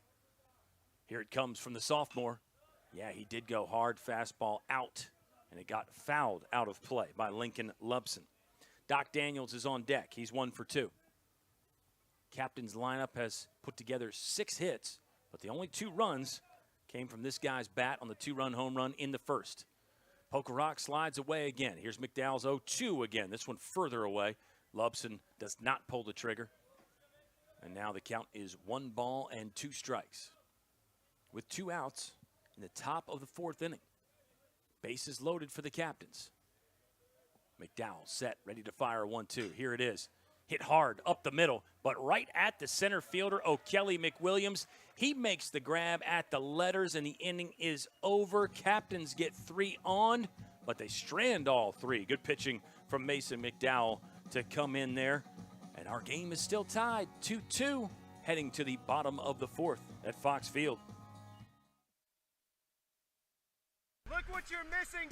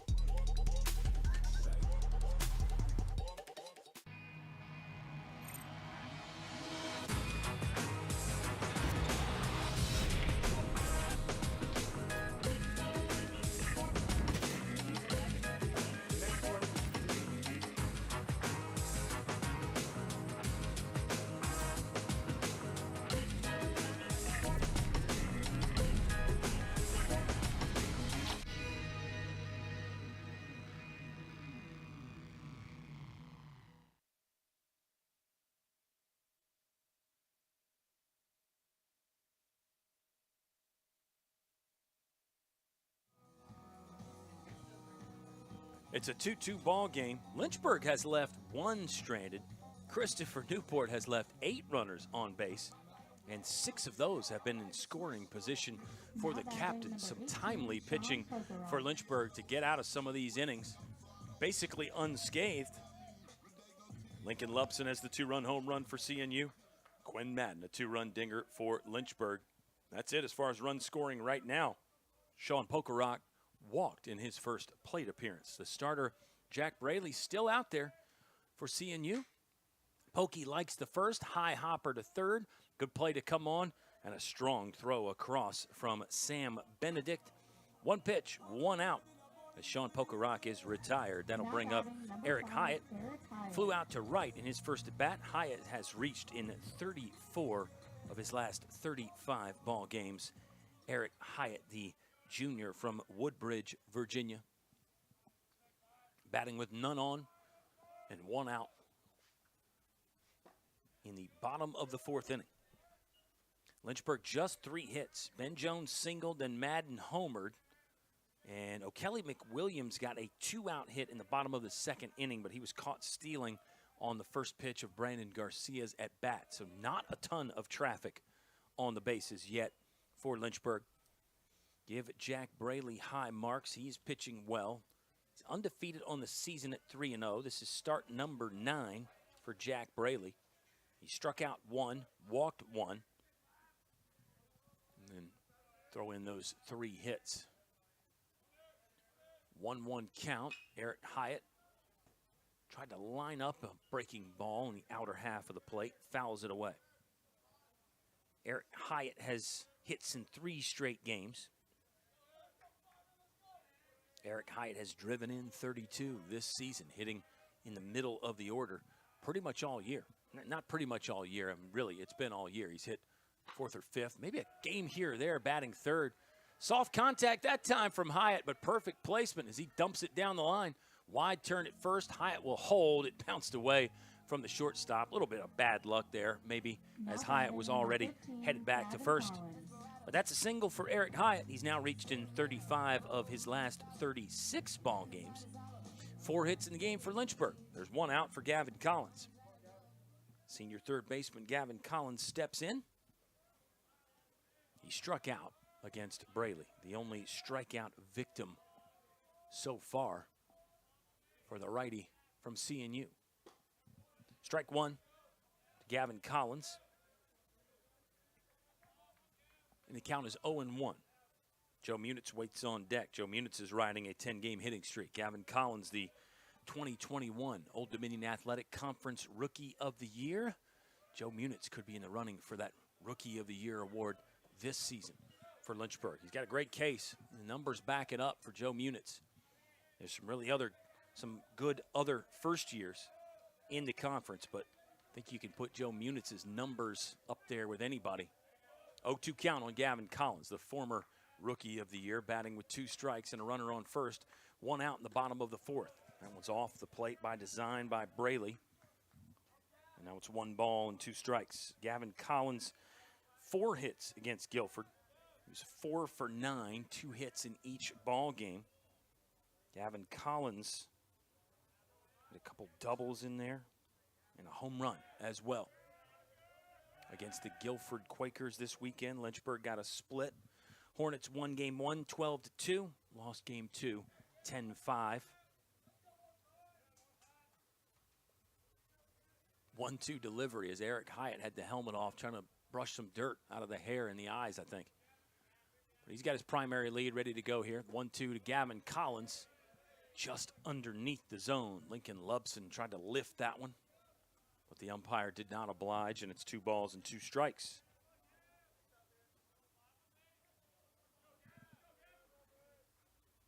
Lynchburg in the home white jerseys with the white pants, black helmet, black hat. Christopher Newport, blue top, blue hat, white pants for the captains. This one low and away, and now the count is full. Pretty good at bat here for Gavin Collins. Gavin Collins has hit safely in 4 of his last 5, 41 hits on the season for a guy that's put together 187 in his career. Here's the pitch from Braley. Collins gets a lot of this one. Deep left center gap. Outfielders going back. That ball hits the base of the fence right under the F in the Fox Field sign. Hyatt getting the wave around third, and he will not be challenged at home. Eric Hyatt is in, standing up, and Lynchburg takes the lead. Gavin Collins, an RBI double. Just barely stayed in the ballpark. Lynchburg on top, 3-2. For Gavin Collins, it's double number 35 of his career. He's now driven in 146. A seasoned campaigner out there leading off at second base, Gavin Collins. Here comes the first-year man, Joe Munitz. Munitz has got a 10-game hitting streak working. He flew out in his first at-bat. That was in shallow left center field. 1-0 count as Braley misses the zone to Joe Munitz. Looks like there is some activity in the Christopher Newport bullpen. See some movement down there for the captains. Munitz, left-handed hitting first year. Ready for the 1-0. It'll be a 2-0 coming up next as Braley has missed the zone. Back-to-back pitches to begin this at-bat to Joe Munitz. 5'7", 155 pounds from Virginia Beach, Virginia. Joe Munitz fits right in to this squad. A perfect addition to this already potent lineup, and here you go. Joe Munitz rips one to right field. This ball will land on the warning track. Down for extra bases. Turn and burn time for Gavin Collins. He's in standing up. Back-to-back run-scoring doubles, and Lynchburg now on top 4-2. It's an 11-game hitting streak for Joe Munitz. He's hit safely in 16 of his last 17. Christopher Newport, captain, pitching coach Ron Frazier, going to go out to the mound here to have a word with Jack Braley. Lynchburg might be heating up. 3 consecutive base hits. Eric Hyatt just kind of dumped one down the left field line. And then the next 2 have hit the fence. Lynchburg playing wall ball here.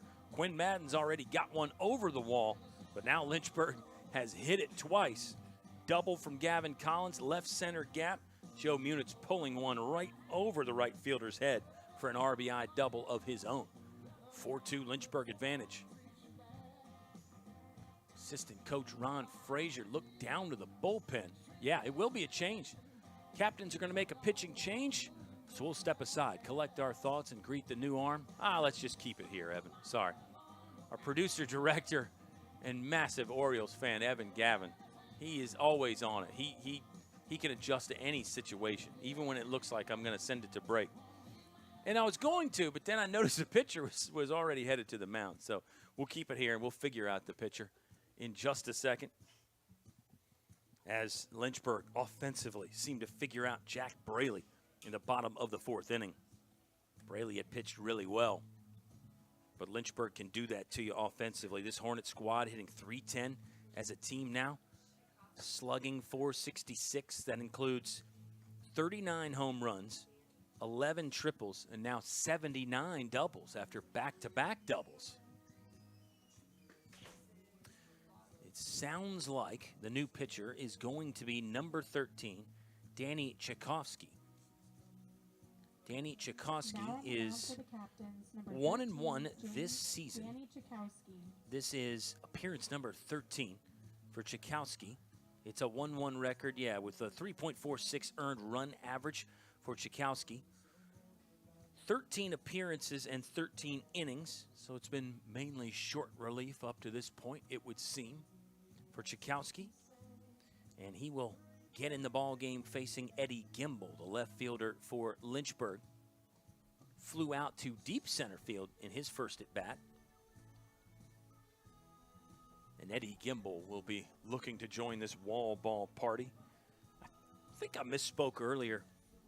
Said that Joe Munitz's one of his first starts was against Christopher Newport. That's not accurate. His first start was against Virginia Wesleyan on March 20th for Joe Munitz. And then if you go up to March 30th for Joe Munitz, he starts in Game 2 against Eastern Mennonite, and then basically he's a fixture in the starting lineup from that point forward. So actually misspoke a little bit about Munitz earlier. But in the month of April, he has really come on strong. Tchaikovsky checks Munitz. Breaking ball for strike 1 to Eddie Gimbel. Nice start there for Tchaikovsky.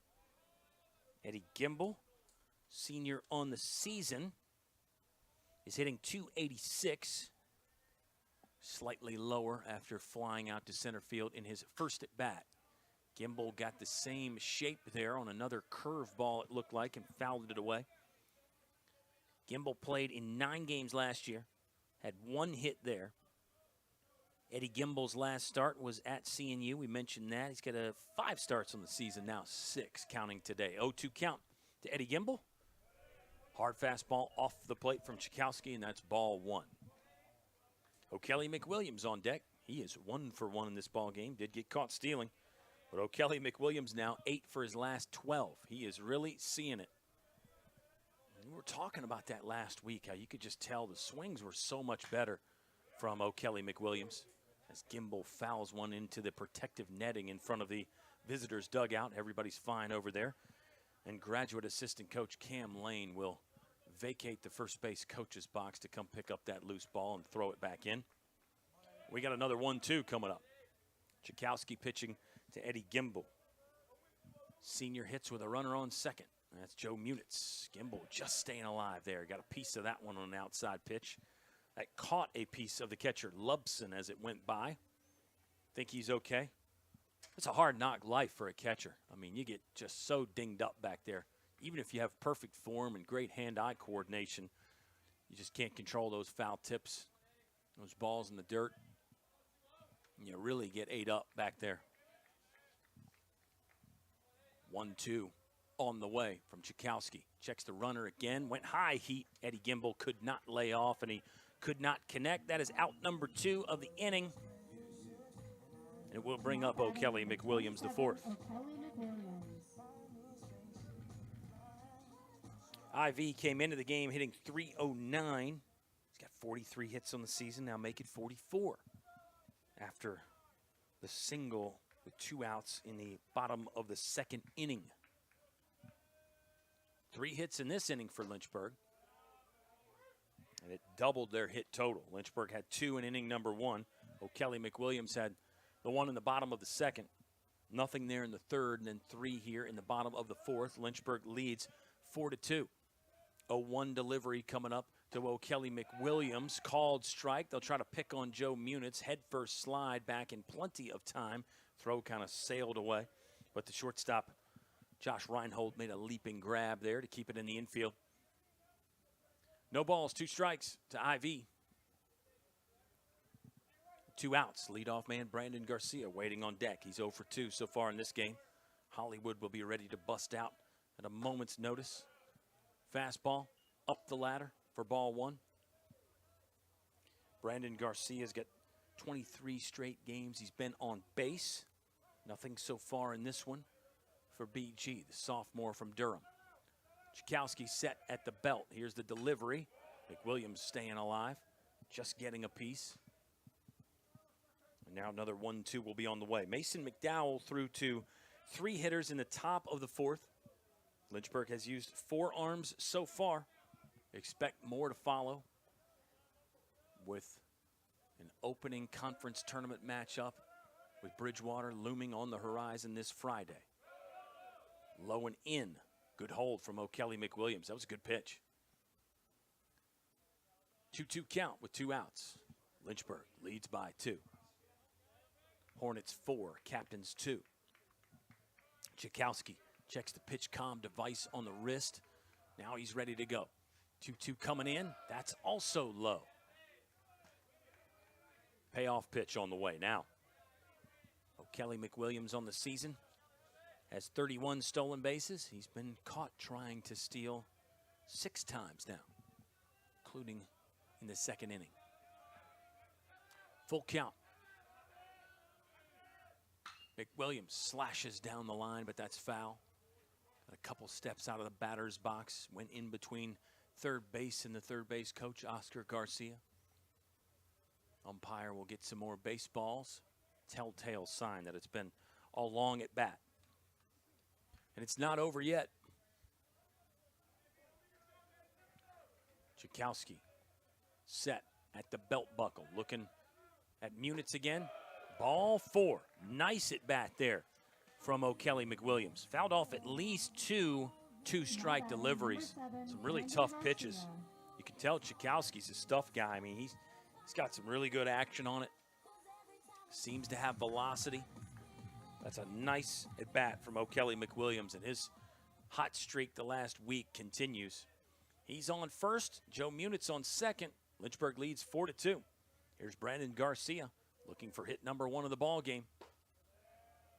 Strike 1 to Hollywood. Takes that. His high school teammate Ben Jones waits on deck. Jones is 1 for 2.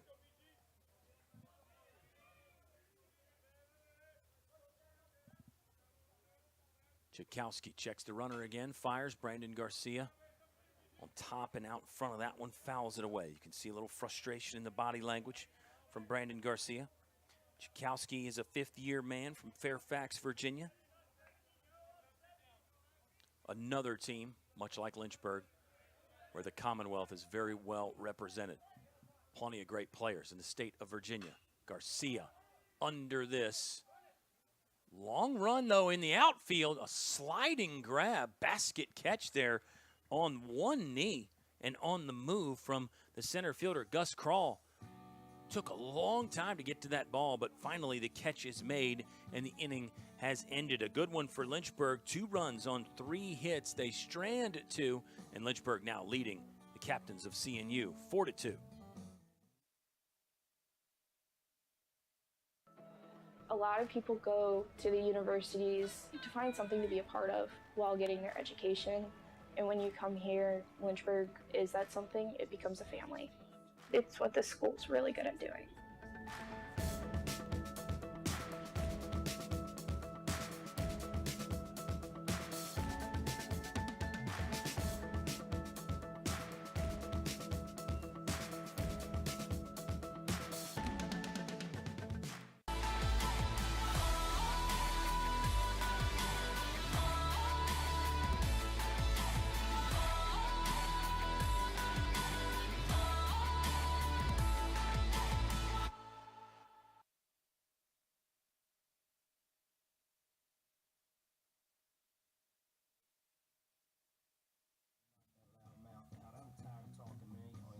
Lynchburg leads by 2 over the captains of CNU. Christopher Newport, 23-8. Lynchburg, 25-14. These two teams split this series last year with both squads winning at home. Could we be in store for something like that again? Lynchburg does lead by 2. 2 in the first, 2 in the fourth. Lynchburg now with 6 hits. They've left 3 stranded, 1 in scoring position. That was Joe Munitz, left out at second base. Doc Daniels hacking at the first pitch. Quinn Madden's seeing that one, and an easy grab is made in right field. Doc Daniels has now flown out to right a couple times after singling in his first at bat. And number 46, Jacob Koenig, the left fielder, will step in. Koenig, a first-year man from Mechanicsville, Virginia. Lineup-wise, it's a really different look for Christopher Newport. Captains were outstanding last year. They've really not rebuilt. They've reloaded. Christopher Newport got some outstanding freshmen and sophomore really making a big impact. You get Lubson that comes over from Randolph-Macon, jumps right in. This is a very talented Christopher Newport squad. Be interesting to see what they need to do to get into the NCAA regional play first off and then make a deep run. Got some great starting pitching. Dylan Weber, 7-1. Brandon Cassidy, 6-3. Jack Braley, 3-0, but he might be in line for the loss here. High fastball for Mason McDowell. That's a punch out. His second. Christopher Newport's 4th as a squad. And there's 2 down in the 5th inning, top of the 5th with Eric Wilson. He struck out and grounded out to the first baseman. Eric Wilson has not faced Mason McDowell yet. McDowell came in last inning in relief of Bryce Demery. Lynchburg has used 4, strike 1. McDowell, more strikes, really filling up the zone. And he could be in that effectively wild category with his stuff. The velocity's there. It's a sharp breaking ball that really makes you uncomfortable. Looked like he snapped one off. That's off the plate that time. Nice hold from Eric Wilson. So Mason McDowell doesn't have to throw it in a teacup. He doesn't have to hit the keyhole and hit spots quite as much as some other guys do. Right there, McDowell does hit a spot. Nice long hold from Sean Pokerot. Good presentation. 1-2 pitch coming up from Mason McDowell. See if he rips off one of those power curves or maybe stays with the fastball. McDowell is set. 1-2 on the way to Eric Wilson. Here's the pitch. It was a breaking ball, but not close enough for Wilson to get the bat off his shoulders. Count is even now at 2 balls and 2 strikes. Lynchburg has Ben Jones set to lead off their half of the 5th inning. O'Kelly McWilliams shaded to the right center gap, expecting Wilson to be late perhaps. Here's the pitch from McDowell. Ground ball. It'll pull Ben Jones up the middle. Bobbled it. Kicked off the heel of the glove, it looked like. Not close enough to throw out Eric Wilson. Probably going to be Lynchburg's 3rd error of the ball game. We were talking before the game with some folks in the press box about the importance of dragging the field and keeping the dirt as manicured as possible so you can get the smooth, comfortable hops out there. That one may have been one Ben Jones at the last hop there just kind of redirected enough to make it difficult. And it really does get so tough when you have to move to your left or your right as an infielder, because then you can't handle that last weird hop quite as well. Ball right at you, you can just kind of stay in there, work the eyes, keep the hips low, can really react better. But when you're on the move like Ben Jones was, you're really kind of at the mercy of those hops at that point. 1-1 count to Gus Krall. He struck out and walked. Third pitcher he has faced. Krall struck out against Josh Jorman to begin the second inning. Walked against Bryce Demery in the fourth. Now he's facing Mason McDowell in the top of the fifth. Lynchburg leads 4-2. 2-1 count on Gus Krall. Nice pitch there from Mason McDowell. Again, location combined with velocity makes that very effective. 2-2 with 2 outs in a 2-run ball game. Here's the pitch from McDowell. This one's in the air. Long run for Quinn Madden. It's in the deep right field corner. Madden sees it, makes the grab as he bumps into the fence there in front of the CNU bullpen. Quality catch from Quinn Madden. He had to go a long way, too. Captains get one on, but one stranded as Lynchburg leads 4-2, moving to the bottom of the fifth inning.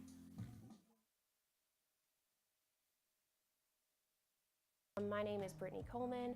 I graduated in 2014, and I have a major in chemistry and a minor in secondary education.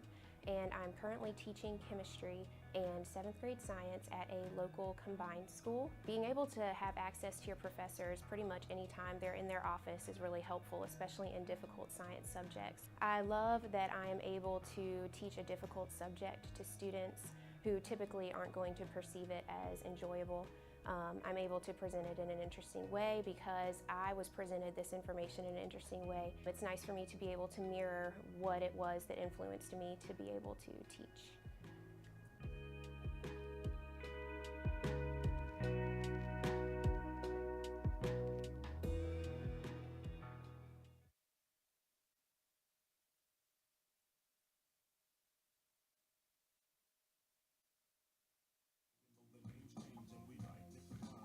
Bottom 5 here at Fox Field in Lynchburg. Kyle Haney and the LHSN team, which is short on numbers, but not short on talent today. And we're having fun. Sometimes it's fun to get a very small population in the press box, because we have some games here in the Wooldridge press box where there's like a dozen people in a very small space. It'll test you to see if you have claustrophobia. That should be the test that they administer to find out if you're claustrophobic or not. Put you in the LHSN press box on a busy game day and see what you do. Ball 1. Ben Jones will look at that one at the eye line. 1-0 count. Benny Bombs is 1 for 2 in this ball game. Scored on the Quinn Madden home run. Lynchburg got 2 in the first and 2 in the fourth. And you hope you can continue to score runs. You hope it's contagious. So many times in baseball it is. And it's weird to think that it would be in a sport like baseball where there's only one guy in the batter's box swinging it, but it really can be contagious. Something about that confidence. Perhaps the pitchers lose confidence. You get a little bit tighter, start squeezing the baseball, less spin, less velo. That'll make hitting easier. And we'll see if that's the case right now for Lynchburg in a 4-2 ball game. Ben Jones slapping one the other way. This will be extra bases here for Ben Jones. He'll rip and run around first, cruising into second base with a stand-up double. Ben Jones, 2 hits in the ball game.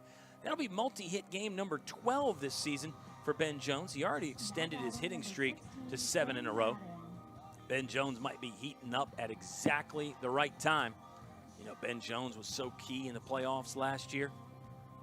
Ben Jones reached base in every postseason game last year, starting with that ODAC opening weekend series against Bridgewater. It'll be the same opponent this season. Game 1 Friday, scheduled for a 2 p.m. first pitch. Sharp breaking ball to Quinn Madden. Ball 1, though. I got a befuddled look from Lincoln Lupson. He just knew that was a strike. He'll report to his dugout that the umpire told him it was up as he gives a hand gesture there over to the captain's sideline area. 1-0 count. Quinn Madden, that nearly hit him. Almost looked like, from my vantage point, it disturbed the jersey, but it could have just been the way Madden was moving out of the way of it. 2-0 count. Quinn Madden's a guy that hits breaking balls really well, and a lot of times when you get a power hitter like Madden, that's your first thought as a pitching coach. Let's throw him more breaking balls. But Madden, he really, I won't say he's made a living hitting breaking balls, but he's very good at hitting those hanging curveballs, sliders that don't slide. Anything else off speed you might have that you don't have a really sharp location, Quinn Madden will dump it into the outfield and sometimes beyond that. 3-0 count. See if Madden's got a green light right here. Held on that one. Not holded, but held on that one. And it's a 3-1 count coming up for Quinn Madden. 9 homers on the season. Did I say 8? He hit his 8th against Guilford. He's got 9 now. One more gets Madden in the double digits. 3-1 pitch. Yeah, Quinn Madden wanted number 10 right there. Missed it. Fouled it back. And now the count is full. Quinn Madden has struck out 20 times this season. It's probably in line with what you might expect for a power hitter like Quinn Madden. 9 homers, 12 doubles. Got some triples in there as well. Ben Jones, he doubled. Leading off at second right now. Madden rips one, hit the third baseman's glove, and then kicked off. Ben Jones caught in no man's land, tried to slide around it. Umpire will call him out. Good job by the shortstop, Josh Reinhold, to slide over, pick up the rebound off the glove of Sam Benedict, and throw into third. Probably a fielder's choice there for Quinn Madden. He hit that ball hard, ate up Sam Benedict, who might have been victimized by a tough final hop, but I think more of it was just how Madden hit that ball. For Ben Jones, I really don't hate the aggressiveness there. In hindsight, would you rather he stayed at second? Probably. Then you got runners on first and second with nobody out and Sean Pokerok's hitting.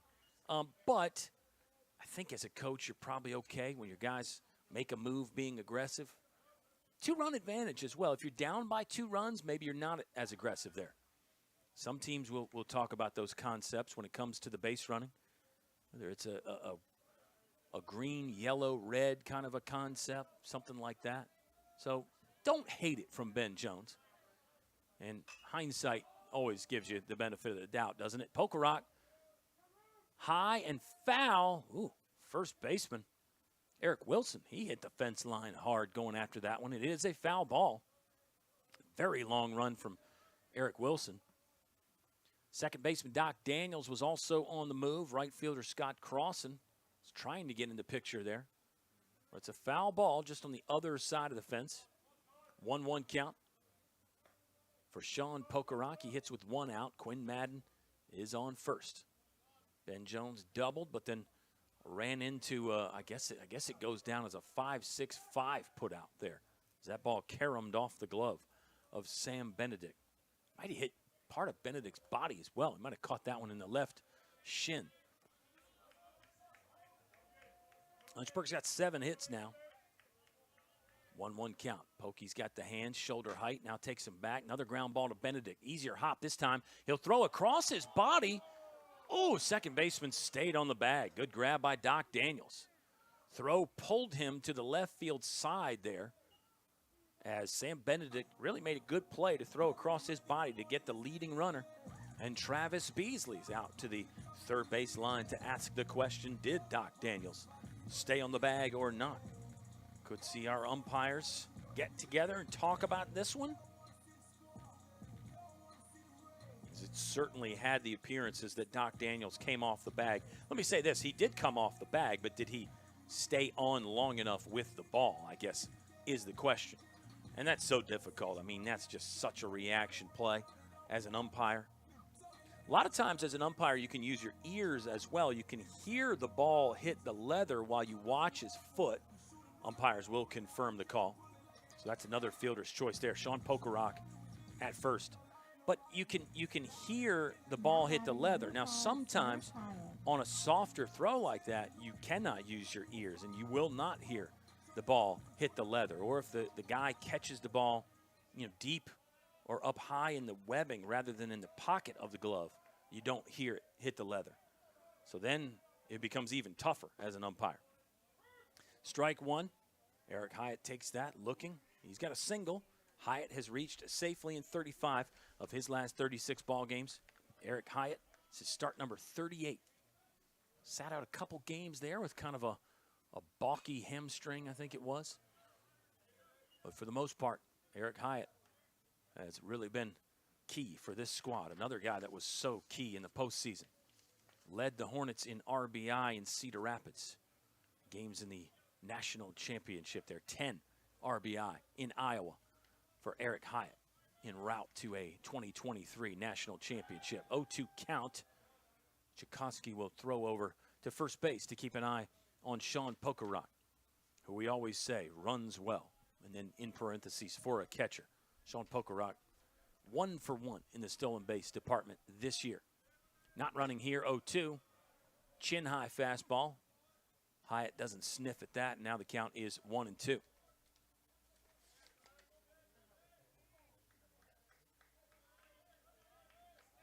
Danny Tchaikovsky, the fifth-year man from Northern Virginia. Hyatt not running again. 1-2.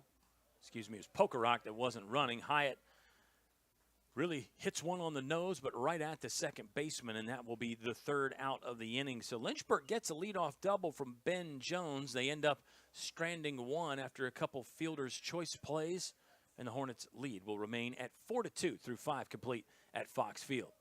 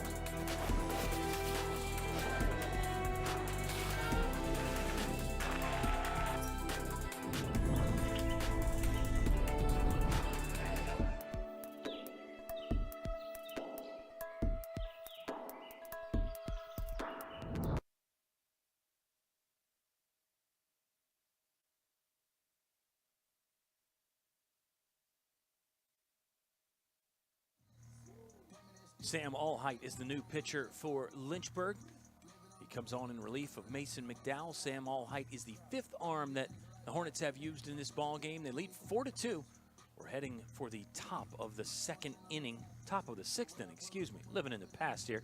Top of the sixth inning at Fox Field in Lynchburg. Sam Allheight on the season, 4.15 earned run average. This will be appearance number 8. He's just over 4 innings of work, so they've all been relatively short. Sam Allheight, another guy that could fall into that lefty specialist category, could face a left-hander here or there. You can leave him in to go a little bit longer if you want to.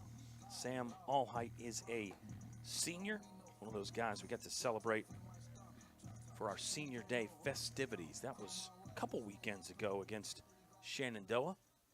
Sam Allheight from Chesapeake, Virginia. He last pitched against Shenandoah on that Senior Day. That was back on April 20th. It is the final day of April here, Tuesday, April 30th. Sam Allheight worked 2/3 of an inning in that ball game. No hits, no walks, no runs or earned runs, and 1 strikeout in that appearance for Sam Allheight. He's actually only given up 2 earned runs on the season. That was back on March 5th against Wittenberg. So not a lot of appearances for Sam Allheight, but when he's been in there, he's been quality. Facing the 9-hole man, Sam Benedict. Benedict has bunted twice, gotten thrown out by Gavin Collins both times. One was a base hit bunt try. The other was a true sacrifice in his last at bat. CNU's been stuck on 6 hits for a while.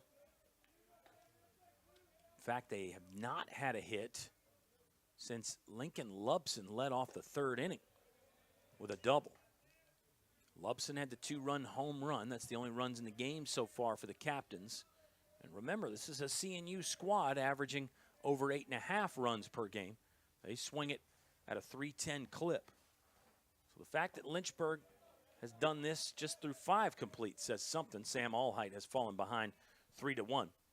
You'd love to finish it off, but I think you can take a lot of positives away just from this start right here for Lynchburg's pitching and defense. Some good defensive plays, including Quinn Madden ending the last inning with a nice little running grab, banging into the fence line there in front of the CNU bullpen.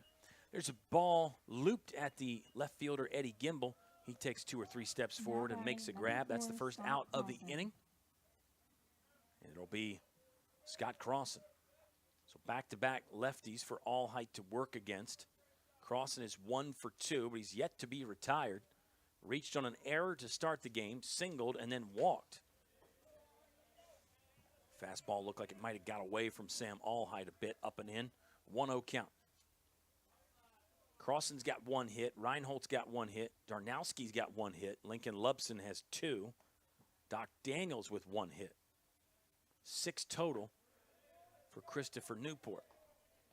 Allheit chokes that one into the ground the other way, and that might have been the old overcorrection. He missed up and in with a fastball. Next one goes low and away. It's kind of the first thought for a pitching coach. This one down the middle. Ben Jones will dive with that ball out of reach. And that's 2 hits now for Scott Crossan, 7 in the game for CNU. Josh Reinholdt, 1 for 3, grounded into a double play in his first at bat. Had that single in inning number 2, struck out against Mason McDowell. That's it, just 2 lefties for Sam Allheit. He will yield to a new pitcher, and we will catch a breather and find out the new wing for the home team here in just a moment. Lynchburg leads CNU 4-2. We're in the top of the 6th inning at Fox Field. My name is Sarah Watts, and I'm a computer science major. I chose to play softball at the University of Lynchburg because I came to friendlies and camps, and the team and the coaches were so welcoming, and after that, I knew this was the place for me. The University of Lynchburg has helped me achieve goals because through my classes, I do group projects, and I think that will prepare me for my job when I need to work with people. The person that has the most influence in my life would be my parents, because throughout my softball career, they have done nothing but support me. And when I have bad games, they always pick me up. And they're always the people that I go to for anything because they just know that they're always there for me. I like playing softball at the University of Lynchburg because the girls and the team, they're all super fun to be around, and they always welcome you, and they're always there if you need anything. And if you ever have any questions, they're the people that can answer them for you.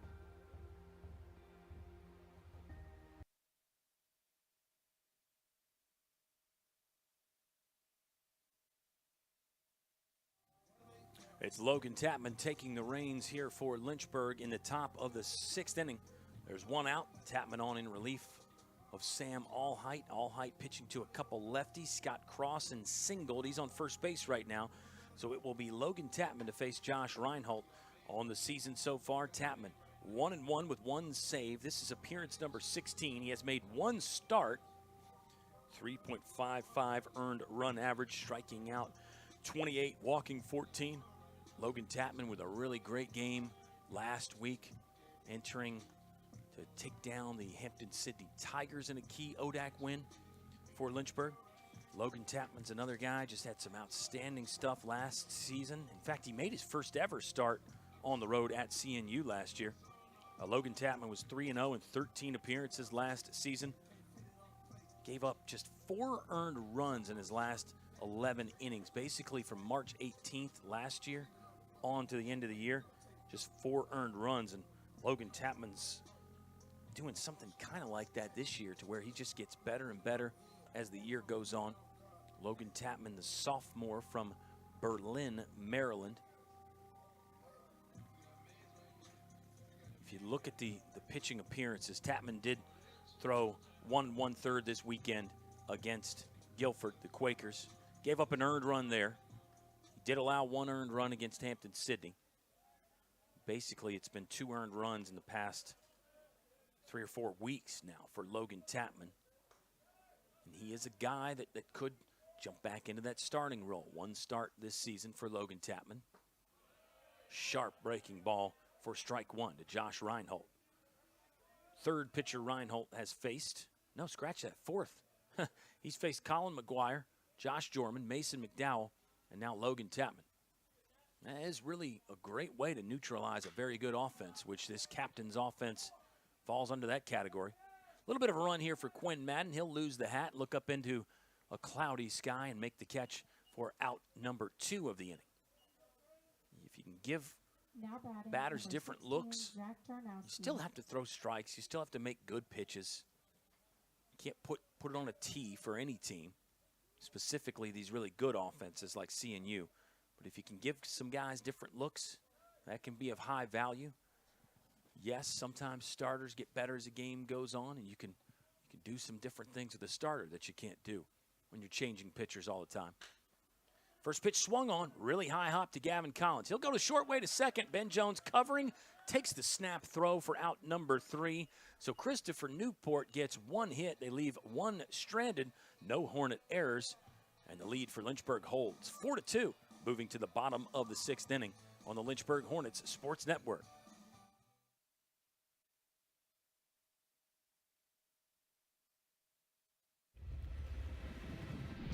You have a great look. Let me just tell you that. I know you don't know me yet, but I want to work with you. I'll get a picture real quick.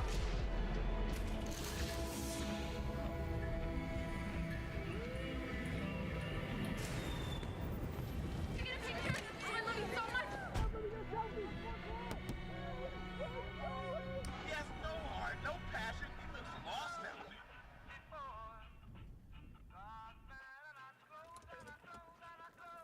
Yeah, thanks, man. Just once more, and you came and you took control. You touched my very soul. You always show me that loving you is where it's at. You made me so.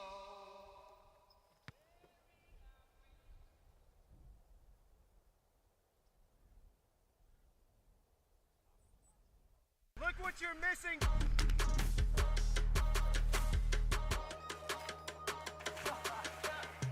It really don't matter to me. I'm just happy to be here. I might go crazy.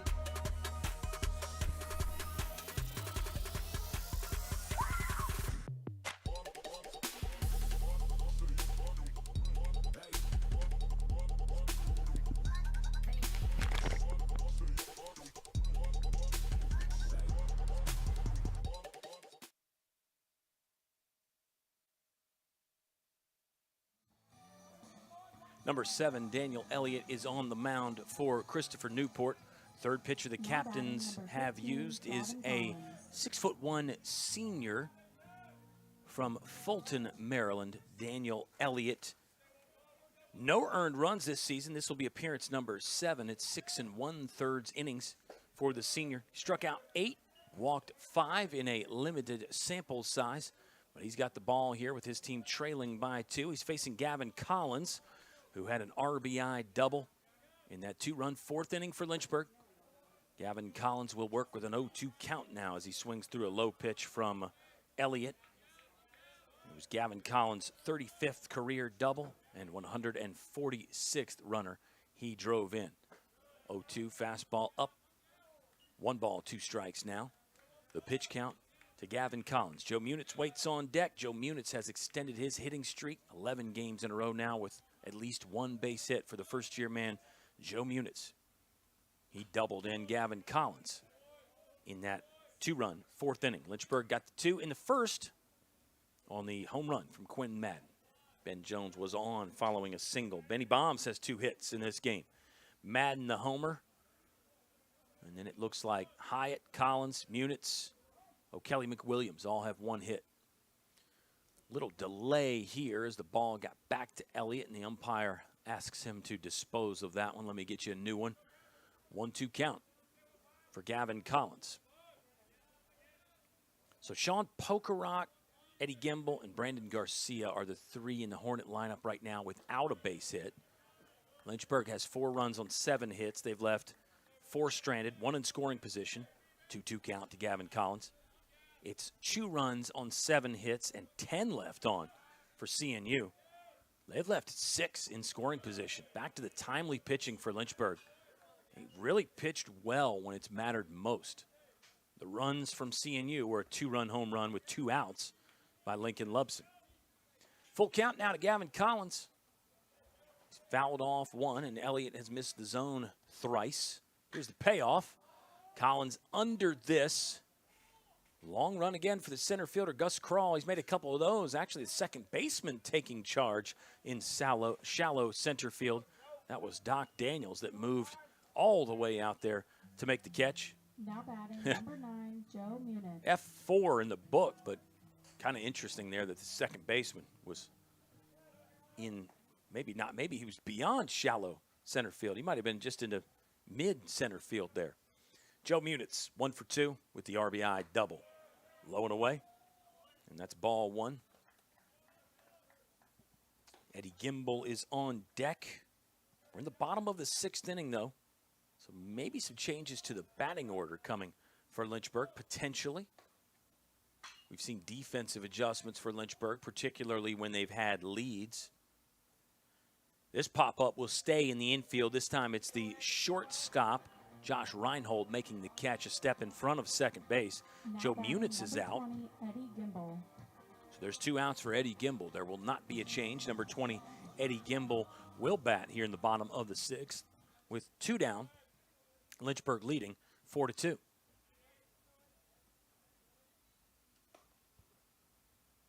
Elliott, another captain working out of the windup, delivers a hard fastball just above the knee for strike 1. Here's some mitts popping again in the Lynchburg dugout. Or the Lynchburg bullpen, rather, not the dugout, but the bullpen. It could mean another new arm for Lynchburg, could mean just arms available if Logan Tapman needs reinforcements. Tapman faced 2 batters in the 6th inning. Sam Allheit faced 2. 0-2 count now on Eddie Gimbel. Left fielder in the hole here against Daniel Elliott. Got him swinging. 3 pitches. It's 3 up, 3 down that inning as Lynchburg goes very quietly in the 6th. Home team Hornets do lead, though, 4-2. The Lynchburg advantage over CNU.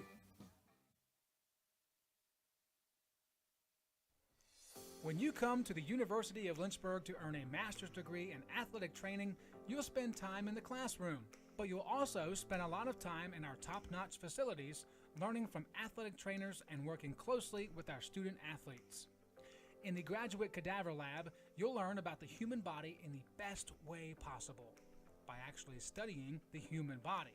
This will provide a foundation to make you a much better athletic trainer.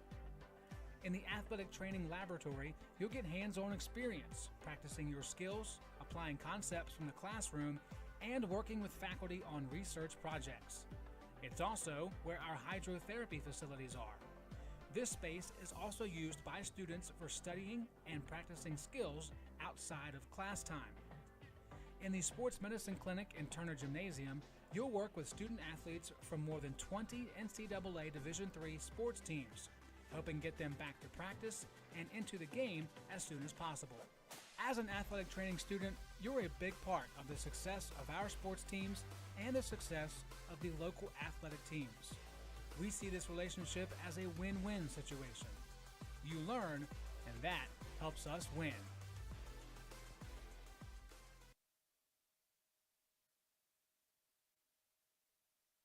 Now batting, number 11, Lincoln Doc Lubson. Daniels. Oh, excuse me. It's Lincoln Lubson. Yeah, Lincoln Lubson is hitting. He's 2 for 3. Doc Daniels is on deck. 1 for 3. Lubson had the 2-run home run in the 1st inning. He will be facing Logan Tapman. And it looks like Lincoln Lubson has faced 4 different hitters in his 4 plate appearances. Even the out he made was hit well, just hit that ball right at O'Kelly McWilliams in center. Swung on and fouled straight down by Lincoln Lubson. Logan Tapman got Reinhold to fly out. Got Jarnowski to swing at the first pitch and ground out to Gavin Collins. So 4 hitters in the inning. All height got the first out and then allowed the single to Scott Crossan. Lynchburg, as a unit, has been pretty effective on the mound today. Nice pitch from Logan Tapman. That was a 2-seam fastball that had some run, caught the outer edge. Now the count is 1-2 to Lincoln Lubson. Tapman in the windup, fires. This one is at the letters, high. Count is 2 balls and 2 strikes. Lynchburg did send Logan Webster to left field. Logan Webster's very deep. He's a step shy of the warning track out there in deep left field. Here's the pitch. Tapman got it in on Lubson. Great location, executed the game plan. Swing and a miss for strike 3 and out number 1 of the inning. Doc Daniels. That'll be Logan Tapman's first punch out. 5 Ks in the ball game for Christopher Newport. Here is Doc Daniels. Doc Daniels is another transfer like Lincoln Lubson. So that's 2 guys that CNU did not have on the roster last year who have jumped right in the middle of this batting order. Doc Daniels came into the game hitting .325. He has started all 32 for Christopher Newport. Better location that time from Logan Tapman, but also a miss, and it's ball 2.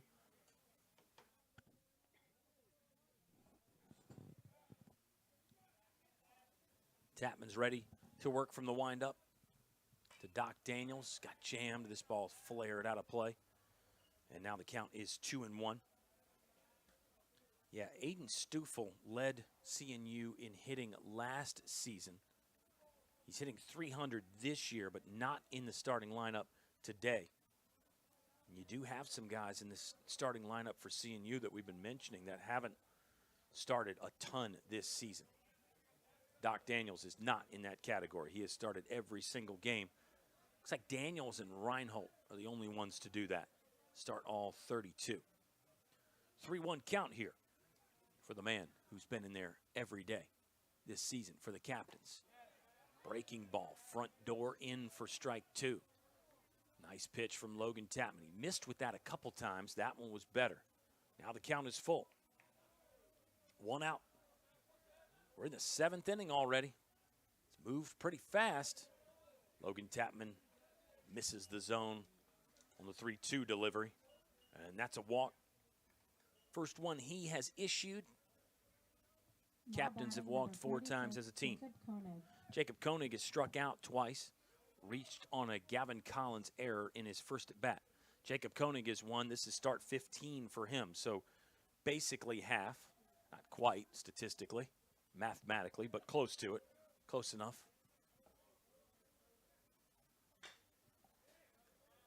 Hacks at the first, pulls it foul. Count is 0-1 to Jacob Koenig. You can see why he's in there. He takes a vicious hack. I mean, that is a destructive swing for Jacob Koenig. 1 home run, 3 doubles. He's driven in 15. I like the aggressiveness at the plate. He swings early and often, too. He has struck out twice. Takes another rip there.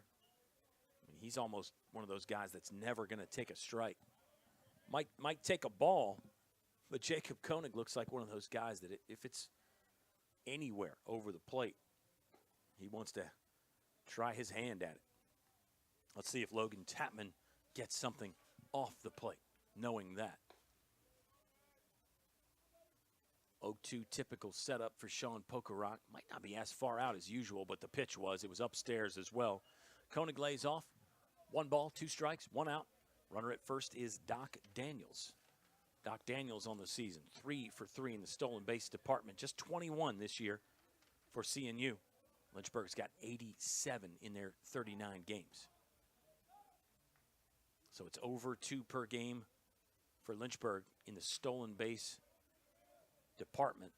And for Christopher Newport, it's less than 1 a game.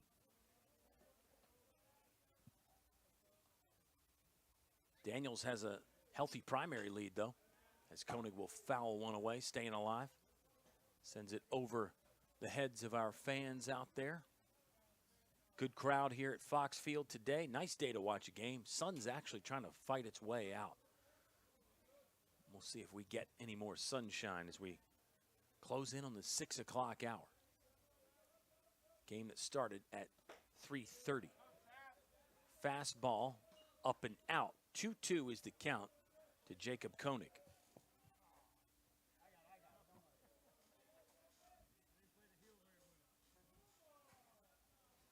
Lynchburg will have 9-1-2 coming up in their half of the 7th inning. We're in the top of the 7th right now.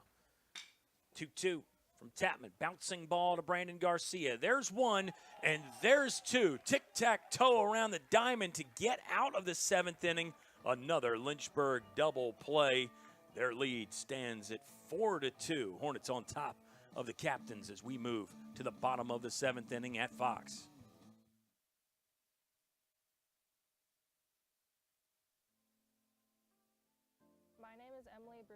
I am a junior from Raleigh, North Carolina. I am a marketing major with a digital media marketing minor. I chose to come to the University of Lynchburg because, first of all, the golf program was new and it was starting up, so I was really intrigued by that idea. And then the class sizes here are also really similar to what I had in high school. And that was really good for me because it meant I would have a good relationship with my professor. So when I did have to miss for golf, the professor knew me and being able to make up the work would be easier than if I went to a bigger school. What I like about the campus is walking around, everyone's just friendly in general. And first of all, it's a beautiful campus, but everyone around here is smiling and they're having fun. And it just has a really homey feel that is something that I really enjoy. What I liked about the athletic department here is the facilities are really nice. We have an indoor facility that is designated for us. And then something else that I really enjoyed is the coaches and the athletic directors are very involved in players' school and just golf in general. So it's nice knowing that you have a community around you to help you if you need help. 27, O'Kelly McWilliams. Bottom 7 here at Fox. It's O'Kelly McWilliams leading it off. He's 1 for 1 with a walk. The hot streak continues for IV. O'Kelly McWilliams, the 4th. And a congratulations to the University of Lynchburg golf team on an ODAC championship. The men's golf team, ODAC championship. It looks like that's all done and dusted. Not seeing anything official, but it looks like all the golfers are in.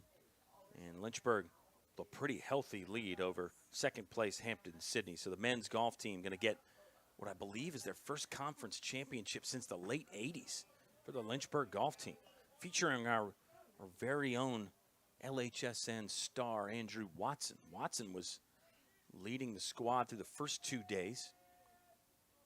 And they will be headed to Las Vegas, Nevada.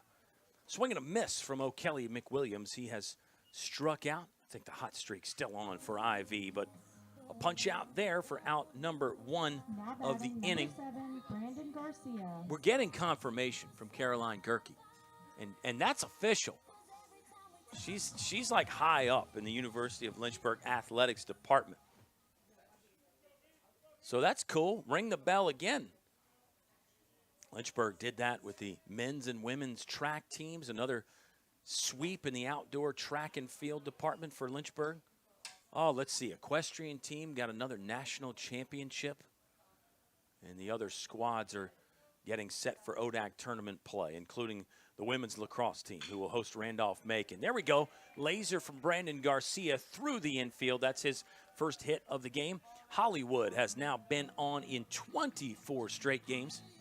Brandon Garcia, a 2-time ODAC Player of the Week award winner this year. You can't keep him down for long. I mean, baseball is a tough game. You're going to go through your ruts, obviously. You're going to have ups and downs. But you're never going to keep Brandon Garcia on the bottom very long. He's going to rise to the top. Lynchburg leads 4-2. Extra runs here would be of the utmost importance. Here's Ben Jones. He's 2 for 3 today. Singled and scored on the Quinn Madden homer in the first. Ben Jones doubled and had a little sticky base running situation where he got out at third on the ball that bounced off the third baseman's glove. But Ben Jones appears to be seeing it well. Benny Bombs, 8 doubles on the season. Add 4 triples and 3 homers onto that as well for Ben Jones. And he's got the team leading 38 walks. On base percentage right at .470 now for Benny Bases, who our good buddy Brady Moore called him that because he does get so many bases in such a variety of ways. But he can still be Benny Bombs as well. Very explosive, the sophomore from Durham. Even count now, 1-1 with 1 out. Brandon Garcia leading off at first. Garcia's stolen 24 bases this year, been thrown out 5 times. Brandon Garcia could be on the move at any moment. Watch out for that pitch out. Remember CNU with a little cat and mouse game that they won. A pitch out to get O'Kelly McWilliams out trying to steal in the 2nd inning. Garcia not running here. Ben Jones swings through a hard fastball, and that's strike 2. The pitcher is still Daniel Elliott. Elliott pitched a 3-up, 3-down 6th inning. And he's got 2 strikeouts in the 5 batters that he has faced. Brandon Garcia, the only Hornet to reach against Elliott so far. Soft toss lob over to first base as Brandon Garcia was already on the move back. Quinn Madden waits on deck. He's 1 for 3 with the home run. Lynchburg, 2 double plays in the game. 1 in the 1st inning, and then 1 to end the 7th. Garcia fakes the steal. It was an outside fastball. And now the count is 2 balls and 2 strikes with 1 out.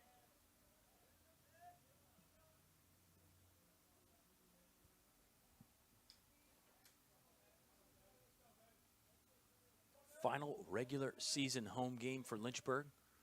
They will get at least 2 more in this ODAC opening round. It's a best 2 out of 3. I guess the common thought for a baseball fan is you hope it doesn't go to that if necessary game, but you know how this thing works. You know how baseball is. So competitive, especially in the Old Dominion Athletic Conference. So you almost in the back of your mind expect maybe a 3rd game, but you never know. Lynchburg was really good in the if necessary games last year. They won 1 that opening weekend against Bridgewater. They won an if necessary game against Lebanon Valley down in NCAA regional play in Rocky Mount, North Carolina. And of course, Lynchburg won the biggest if necessary game of all in the national championship against Johns Hopkins. Garcia running there on a 2-2 count. It's going to be close. Head first slide. Tried to swim around it, but they got Brandon Garcia at second. It's a good throw from Lincoln Lubson. Count is full. As Ben Jones now having a chat with the home plate umpire. I don't know if that was in regards to Lincoln Lubson on the throw in some way, or maybe Lubson celebrating the throw out a bit more than Ben Jones would have liked, perhaps. Just trying to think of the possibilities. Unless Ben Jones was saying that Lubson came out early and he wanted to swing at that pitch, maybe. But if that happens, you just got to swing it and then get the catcher's interference. I don't know that you can really complain about it as the hitter. So I don't know. All the different things that can happen in the course of a game. 2 outs here, full count. Ben Jones has fouled off another one. It's a lengthy at bat here for number 21, the sophomore. Quinn Madden still waiting on deck. Bottom of the 7th. Lynchburg's been caught stealing twice. Give Lincoln Lubson some high marks. CNU pitchers have got a hand in that equation as well. There's ball 4. Nice at bat from Ben Jones. He'll add to the team leading total. 39 now for Benny Bases. And it'll be Quinn Madden stepping up to hit with 2 outs and a runner on first. Now batting number 16, Quinn So Madden. Lynchburg has actually had 2 runners caught stealing.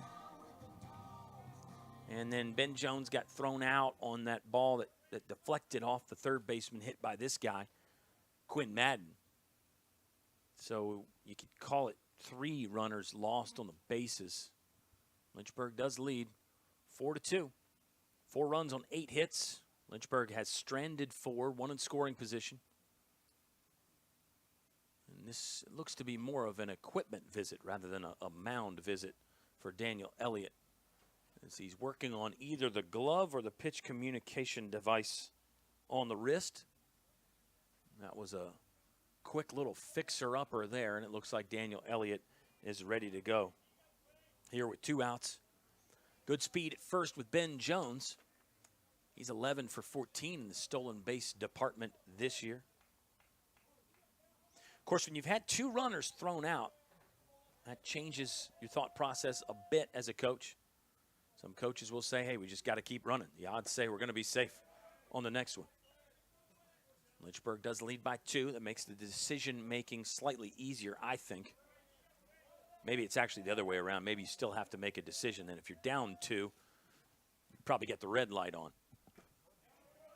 Madden has swung at the first 2 pitches. He's in an 0-2 hole. Barely clipped that one back into the glove of Lubson. Daniel Elliott, the third pitcher CNU has used, has looked very strong. Walked Ben Jones. That's the 3rd walk Lynchburg has taken as a ball club.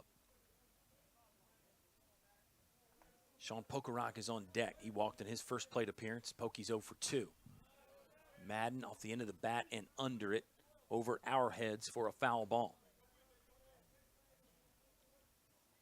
Logan Tapman has pitched to 5 batters for Lynchburg. It was not quite a true 3 up, 3 down 7th for Tapman, but he did face the minimum as Jacob Koenig bounced into a 6-4-3 double play.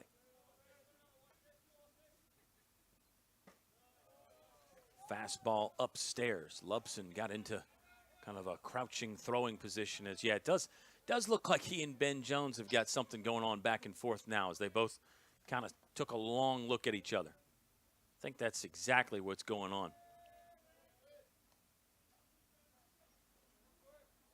Elliott set at the midsection. Jones wants to run, swing and a miss. It's strike 3.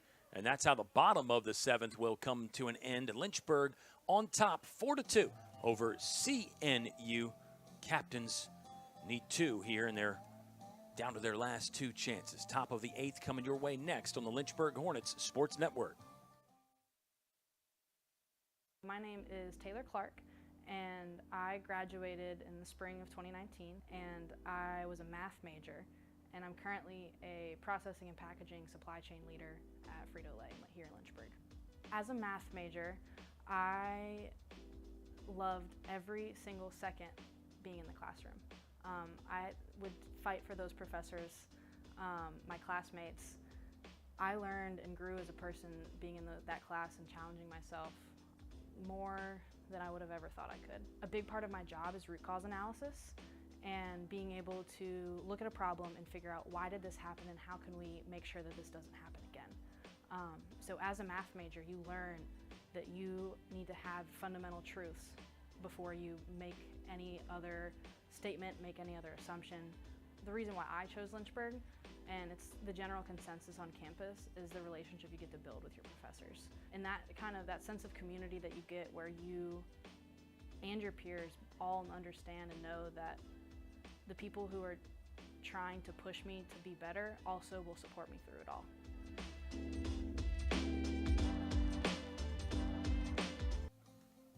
The first baseman, Eric Wilson, leads it off for Christopher Newport. Captains down by 2. Been shut out in innings 2 through 7 by this potent Lynchburg pitching attack. Colin McGuire started it. Josh Jorman came in. There was Bryce Demery. Mason McDowell with some quality work. Sam Allheight faced 2 hitters. And now Logan Tapman, the 6th pitcher Lynchburg has used, working to his 6th batter. It's Eric Wilson to lead off the top of the 8th inning for Christopher Newport. Wilson's a sophomore from Culpeper. Another young guy fitting right in to this lineup. Sprays one to right. Long run for Quinn Madden. Not going to get there. One bounce off the wall. Wilson trucking into second. He'll get the stop sign there. Stand up, lead off double for Eric Wilson. And he is aboard with nobody out at the top of the 8th inning. So Gus Kroll becomes the tying run here in the top of the 8th for CNU. Gus Kroll. This is start number 16 in 31 games for Gus Kroll. Came into it hitting .293. He is hitless on the day. He has walked one time. Sharp off-speed pitch for strike one from Logan Tapman. Gus Kroll made a good play in center field to run down a deep one. That was hit by Eddie Gimbel in the second inning. Another breaking ball from Tapman, it looked like. No balls and 2 strikes now to Gus Kroll. Gus Kroll is another guy that has faced 4 different pitchers in his 4 at-bats. It was Jorman, Demery, McDowell, and now Tapman for Gus Kroll. A variety of looks. Does get a piece of this breaking ball. Looked like it was going to be a long run, but Logan Webster got a really good read on that one, and he jogs into it to make the catch for out number 1 of the inning. Now batting number 2. Here's the Sam third Benedict. baseman, Sam Benedict. Tried a base hit bunt for an out one time. Sacrifice bunt for an out, and then flew out to left field. Coach Travis Beasley stepping out, and we'll get another pitching change as Logan Tapman will give it up. It looks like we get to see the Jack back on the mound again. Jack Batchmore will be on for your viewing pleasure and to try to keep it a 2-run lead for Lynchburg when we come back on LHSN.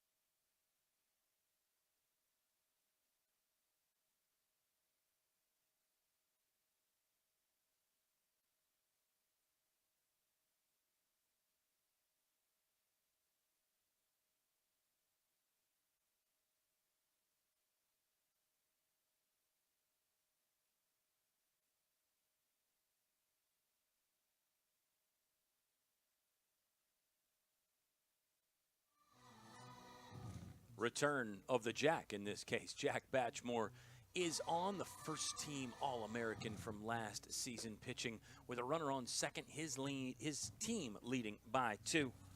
4-2 the advantage for Lynchburg. Batchmore's 1-0. This is just appearance number 5 for Jack. He's dealt with some injury issues, but he's back out there, the senior from Alexandria, Virginia. Jack pitched against Mary Washington, 1 inning. That was last week. That was April 24th, a week ago tomorrow. Also through April 13th against Avert, and pitched on the road against Christopher Newport, April the 10th. So Jack Batchmore is back out there. The left-on-left matchup is part of this with Benedict here and then Scott Crossan leading off for CNU. He'll be due up next. But I think also Coach Travis Beasley and his staff trying to put these guys, Polka Rock's going to get a chance to throw out a runner, but his throw was low. Gavin Collins handled the one hopper, but could not tag Eric Wilson out. Wilson, good throw, gets him there, but there's something to be said for pressuring the defense. You force them into making a play, and Wilson did that on a ball that skipped in. It's a 1-0 count, Sam Benedict. Single up the middle. Christopher Newport is 1 run closer, 4-3, the Lynchburg advantage. RBI base knock for Sam Benedict, his first of the ball game. Hit number 9 for the captains. And it will bring off the leadoff man. It will bring up the leadoff man, Scott Crossan. Crossan's 2 for 3 with a walk. He's been on every time, reached on an error in his first at bat.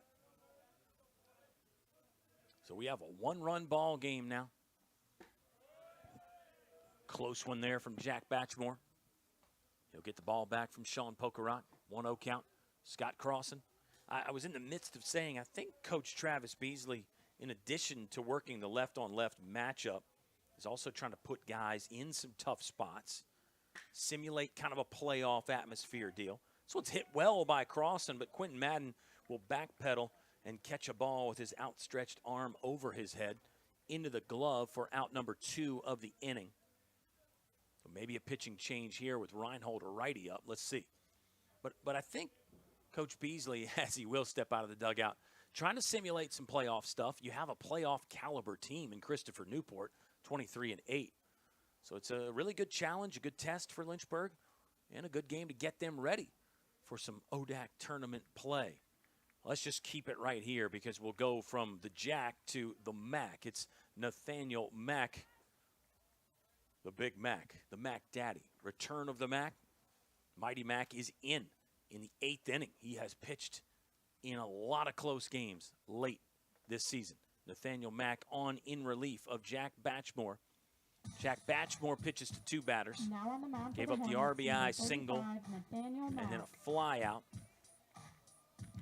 And Sam Allheight also worked to Benedict and Crossan, the 9 and 1 hitters respectively in this captain lineup, who are both left-handed.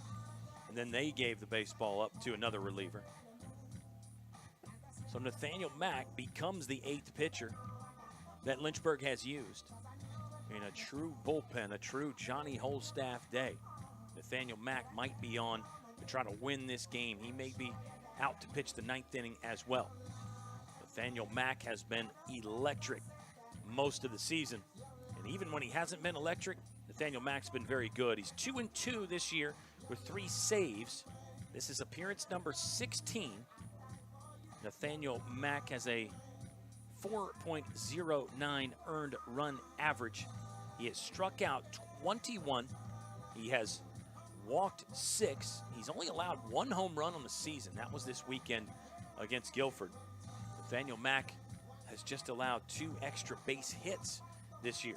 So in addition to the high strikeout rates, Nathaniel Mack is also really good at keeping the ball on the ground when guys do hit it. And this is all for a guy that pitched just 1 game last season. Pitched in 3 games his sophomore year back in 2022. He's a guy that has put in the work. He has been in the lab. He has been getting after it. Got slightly roughed up, especially by his standards. Gave up 4 earned runs on 4 hits against Guilford. 2 1/3 innings there against the Quakers.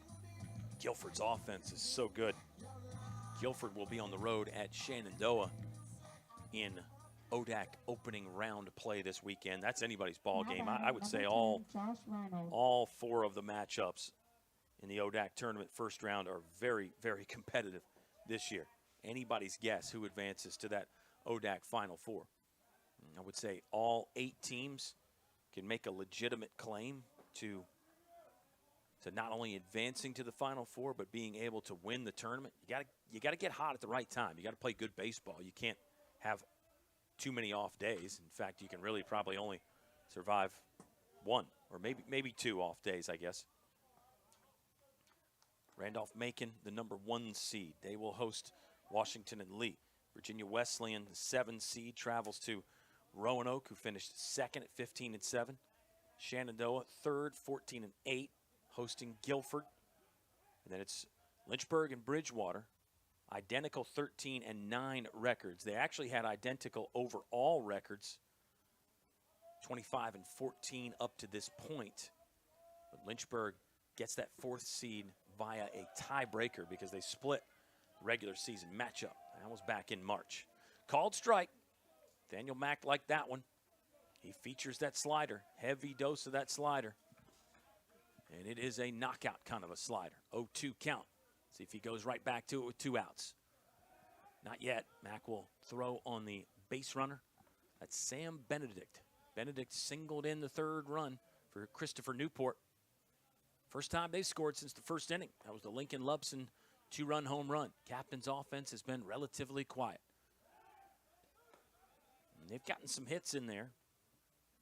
Christopher Newport actually got a hit in the 1st after the home run. There was 2 hits in the 2nd, 1 in the 3rd, 1 in the 6th. And this is a 2-hit inning. Double from Wilson, single from Benedict. Mack will try the 0-2. Runner going, doesn't matter. Nathaniel Mack gets another punch out. He has done that so many times this season. ending an inning and a threat with a strikeout. Nathaniel Mack in the strut, back to the dugout. His team leads by 1. Lynchburg looking for insurance in the bottom of the 8th inning.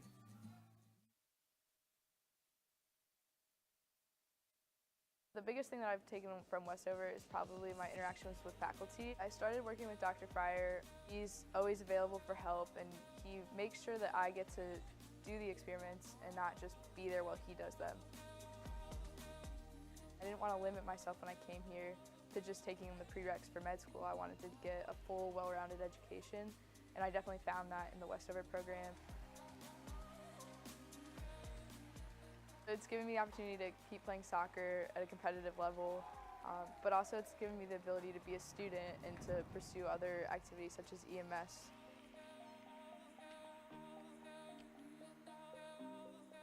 "100% do Westover because it's not something they're going to regret, and it's going to be a lot of work, but so is everything else. It's just going to help build their education that they've already had and make them a better person for it."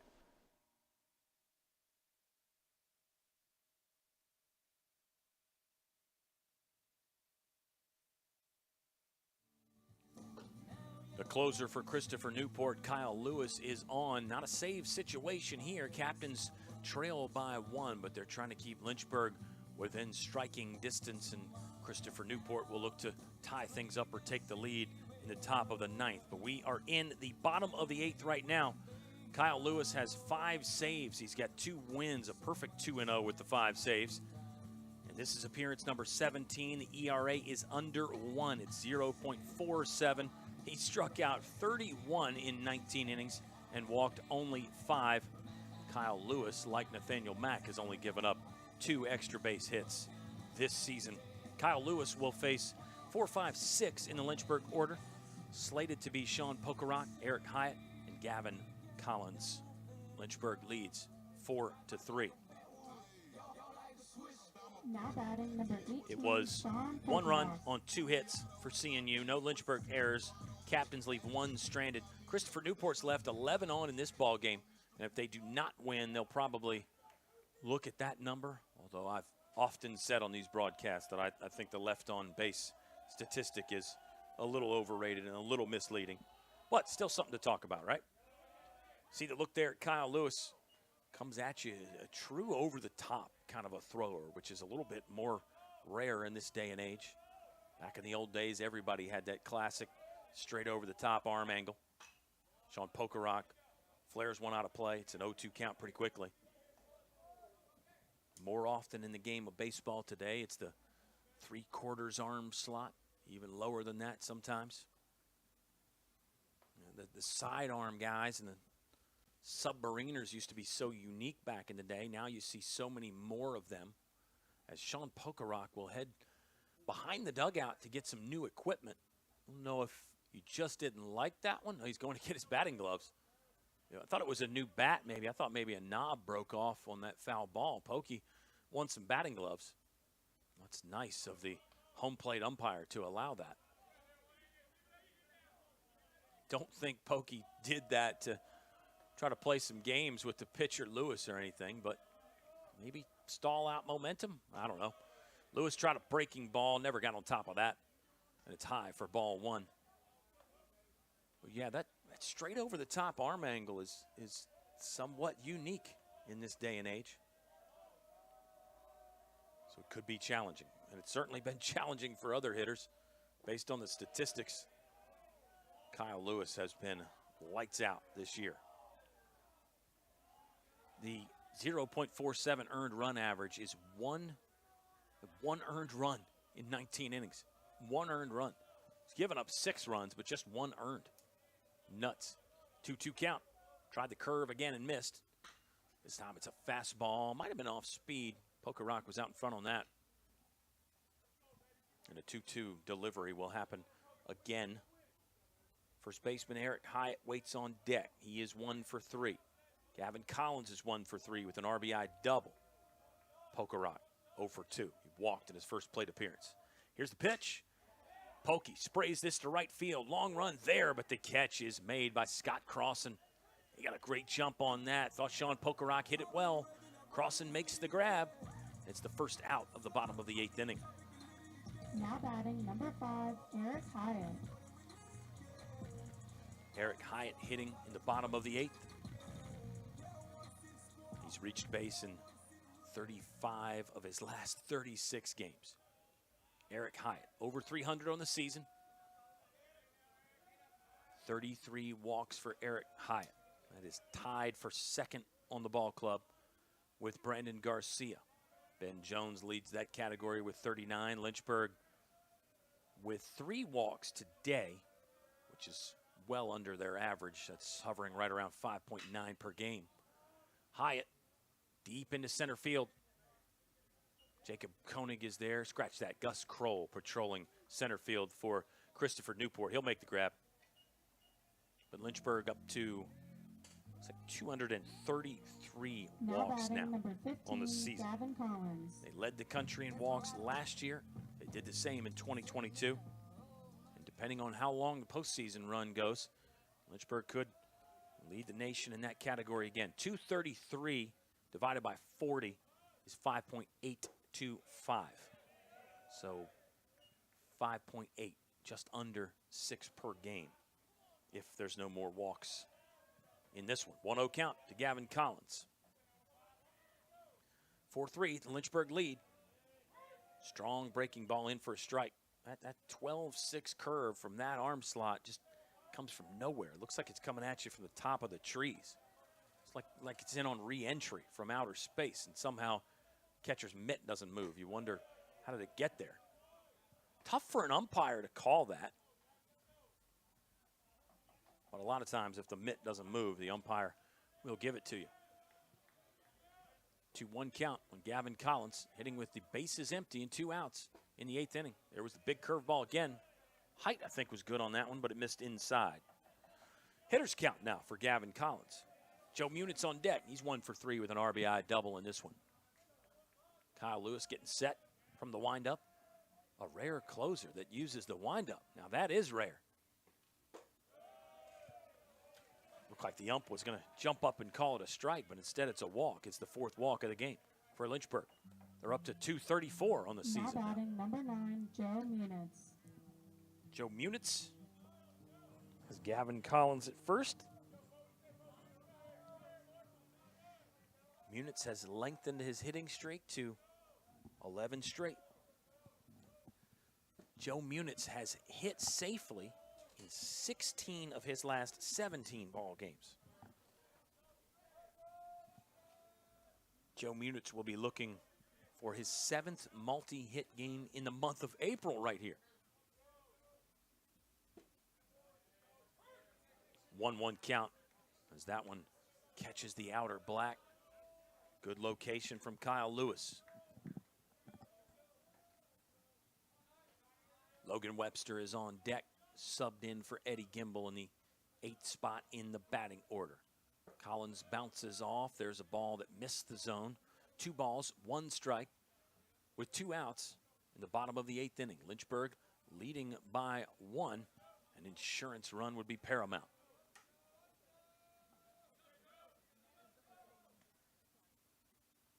Joe Munitz loads up and swings at an offering from Lewis. Now the count is 2 balls and 2 strikes with 2 outs.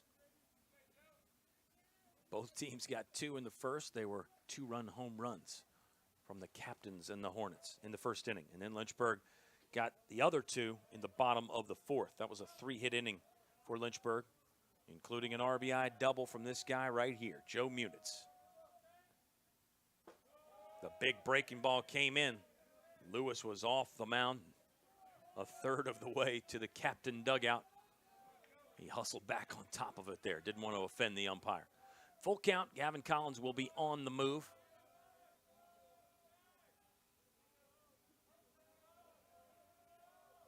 Lewis lifts the leg, fires, swing and a miss from Joe Munitz. Kyle Lewis gets out of the inning with a strikeout, and he does get his team back in the dugout. Just trailing by 1. Christopher Newport down 4-3 and down to their last 3 outs as we get ready for the top of the 9th inning at Fox Field in Lynchburg. I was looking for a school that could provide me with the athletics, academics to pursue my career, a wind symphony to pursue my passion for music, and really have a nice general atmosphere. The professors here are really unique, their background and their passion for teaching. It's really a place where you can explore. Lynchburg gives you the opportunity to fail, but also get back up in that period of time and learn from your mistakes. I can make these mistakes within the school environment, but also with the support of other friends, and be ready for the real world when you graduate.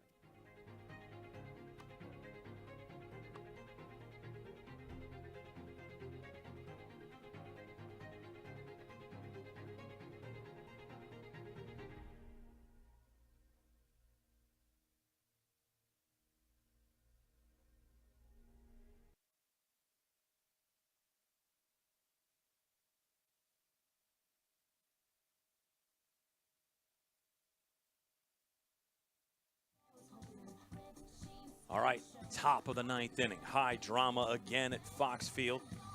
Last time we had an LHSN broadcast at Fox, it came down to a walk-off double from O'Kelly McWilliams against Mary Washington. That was in the bottom of the ninth. Lynchburg hoping it doesn't get that far. Hornets hold on to a 4-3 lead. It was a great game last Wednesday. Lynchburg scored all their runs in the 8th and 9th innings. Now batting number 16. That was just Jack so much fun. Jarnowski. It seems like they're all close. Lynchburg plays well in close games, and they're hoping they can continue that trend. Lynchburg looking for win number 26 of the season. Slider from Nathaniel Mack. Kevin Collins just barely got the leather to it, moving to his left side, but it gets through the infield. That one's probably a base hit for Zach Jarnowski, his second of the game. Now batting number 11. And the tying run is on. The go-ahead run is in the batter's box. That's Lincoln Lubson. Lincoln Lubson clubbed the 2-run home run in the first inning. We get a pinch runner over there at first for Zach Jarnowski. We'll try to figure out who that is here in just a moment. Lynchburg has turned 2 double plays in the ball game, by the way. 1 in the first inning and 1 in the 7th inning. Nathaniel Mack snapped off another slider, but that's a ball.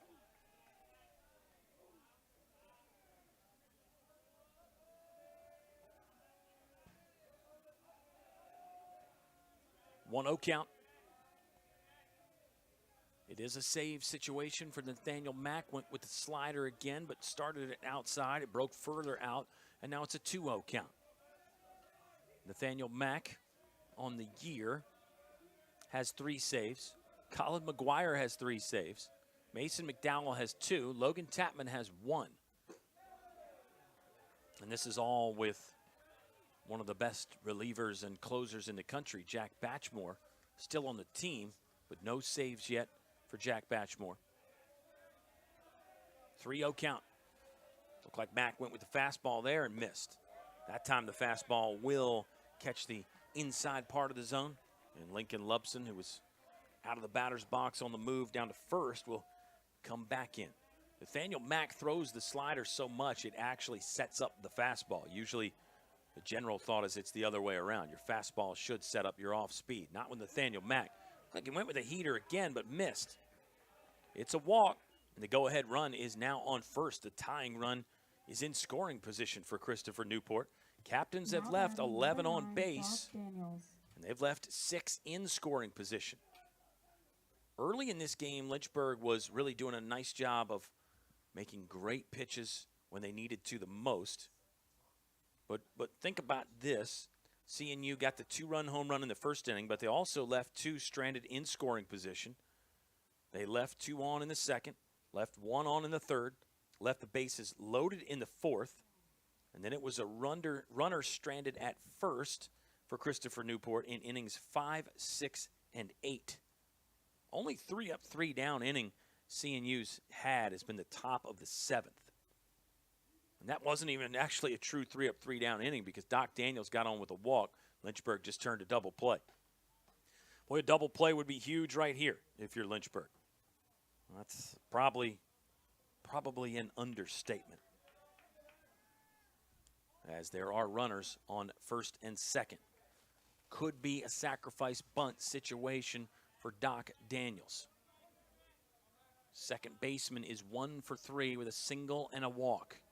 He's flown out to right twice. He will square around and show the bunt. Look to pull it back. That pitch was close.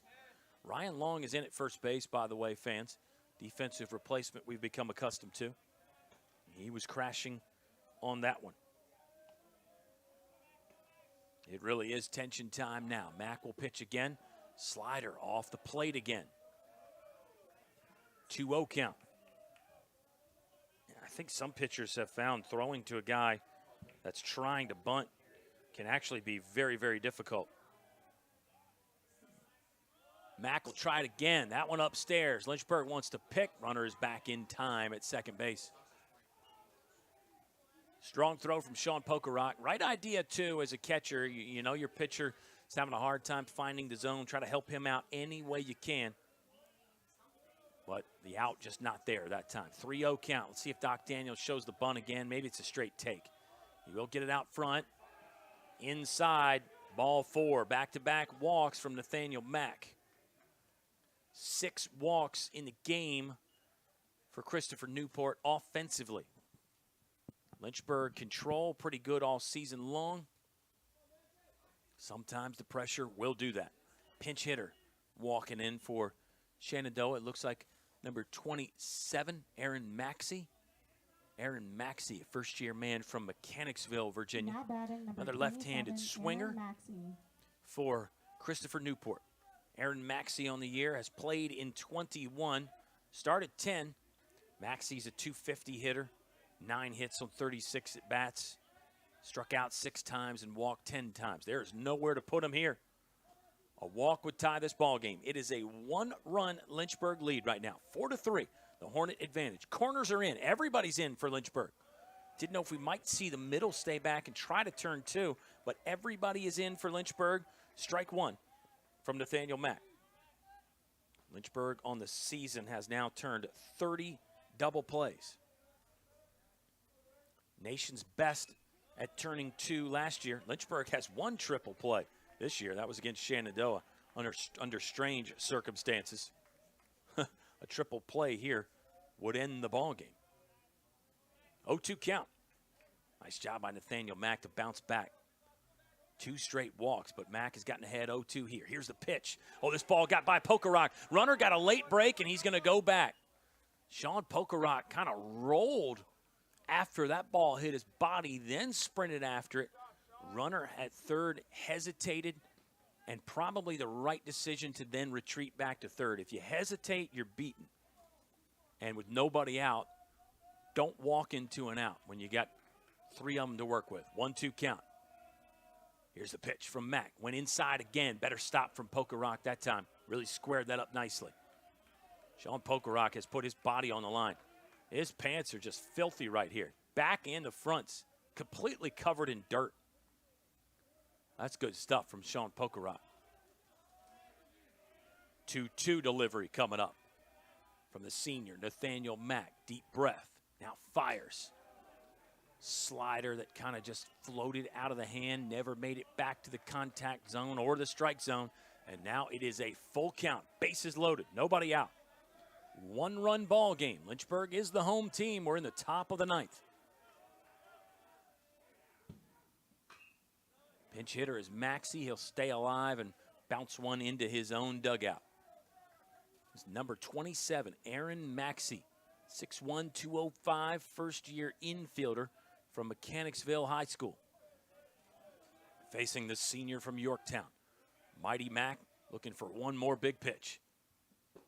Went with the slider inside, ball 4. It's 3 straight walks from Nathaniel Mack, and the game is tied. No outs here in the top of the 9th. Single from Jarnowski. Lubson walked, Daniels walked, and then the pinch hitter Maxey walked. Bases are still loaded. Eric Wilson is 1 for 4, doubled in his last at bat. First pitch from Nathaniel Mack. Went with the slider again, ball 1. Eric Wilson, the first baseman, struck out in his first at bat against Colin McGuire. Grounded out to first against Josh Jorman. E4 off Mason McDowell. On this ball is going to get by Poker Rock. Runners will hold again.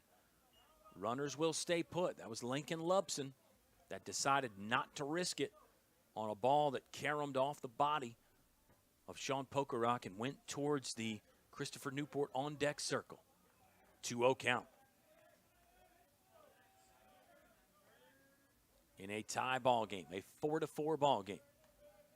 Nathaniel Mack looks in. That slider was better. It caught the edge of the strike zone for strike one. 2-1, nobody out, bases loaded.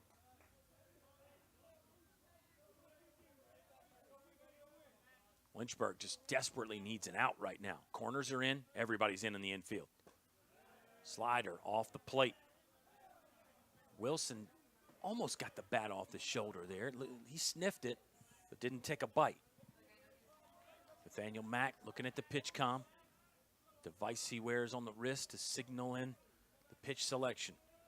3-1 delivery on the way from the senior. Nathaniel Mack went inside. Wilson was on it, but fouls it straight back.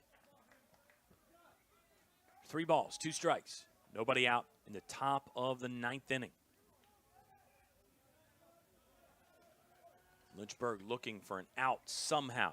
Outfield straight away, medium depth. Infield still in. Here's the pitch from Mack.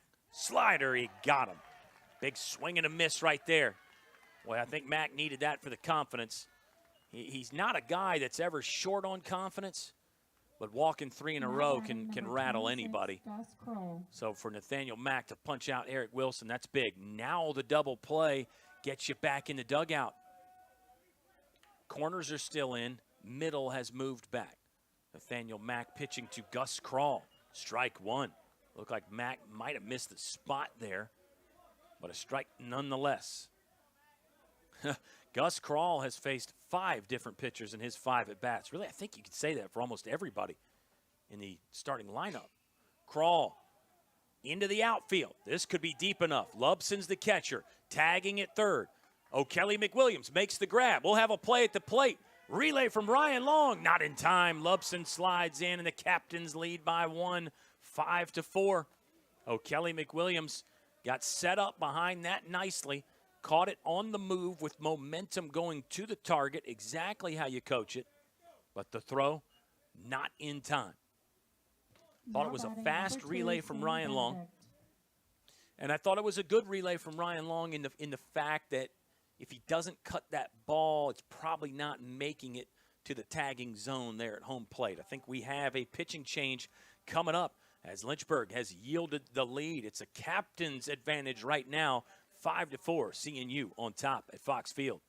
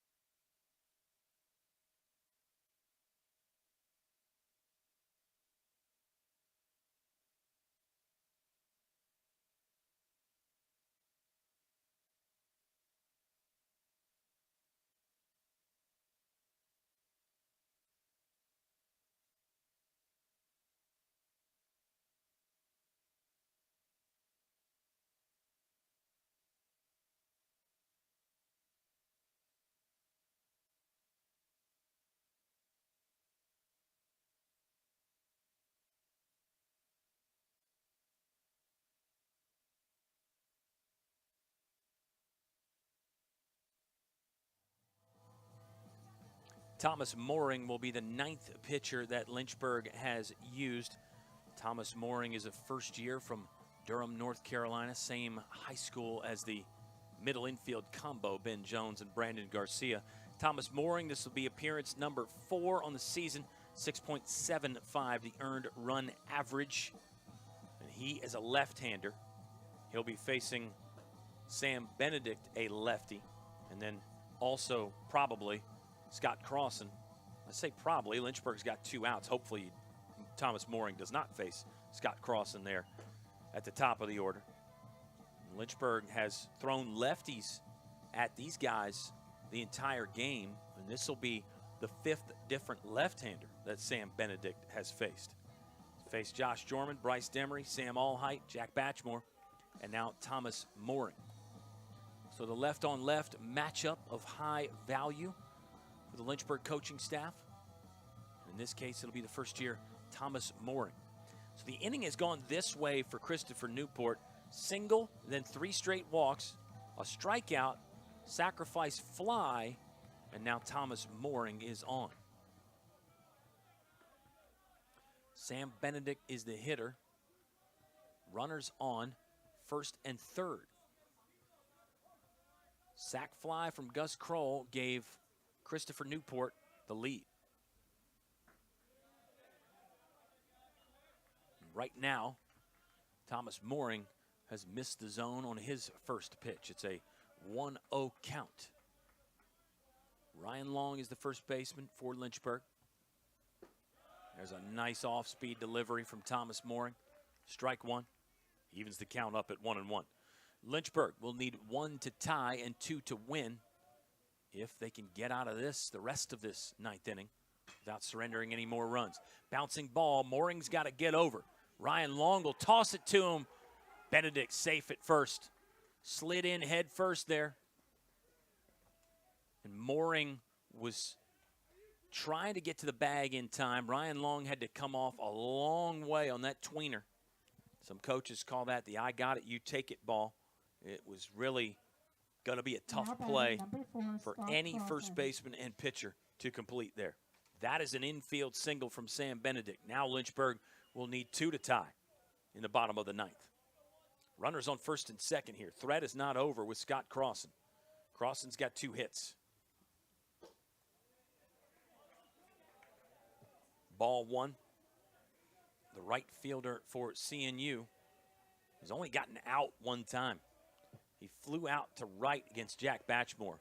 2 hits, a walk, and reached on an error for Scott Crossan. Mooring was close on that one, but it's a 2-0 count. You got to try to forget about the things that have happened if you're a pitcher, and really anybody for Lynchburg. Some coaches say flush it. Short memory is another one that you hear. Some coaches will say no memory. This ball's hit hard. What a dive by Ben Jones. Low throw. Ryan Long can't scoop it. Another run is going to score. Mooring will hustle over and pick it up. Runner from first. Benedict advances to third. What a play by Ben Jones just to catch it. And then the throw was low. Man. It's going to be a 7-4 Christopher Newport lead. 7-4 now. And Travis Beasley's going to make another pitching change. We will get our 10th Lynchburg arm of the day coming up in just a second. We're still in the top of the 9th inning. Game is not over, but Lynchburg now trails by 3. 7-4 Captains.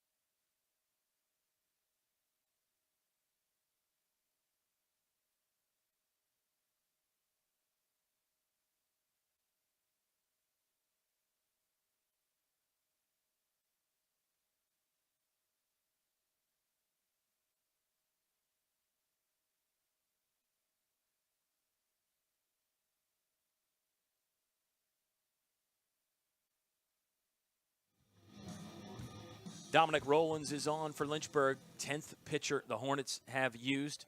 Third in the inning. Nathaniel Mack started this inning.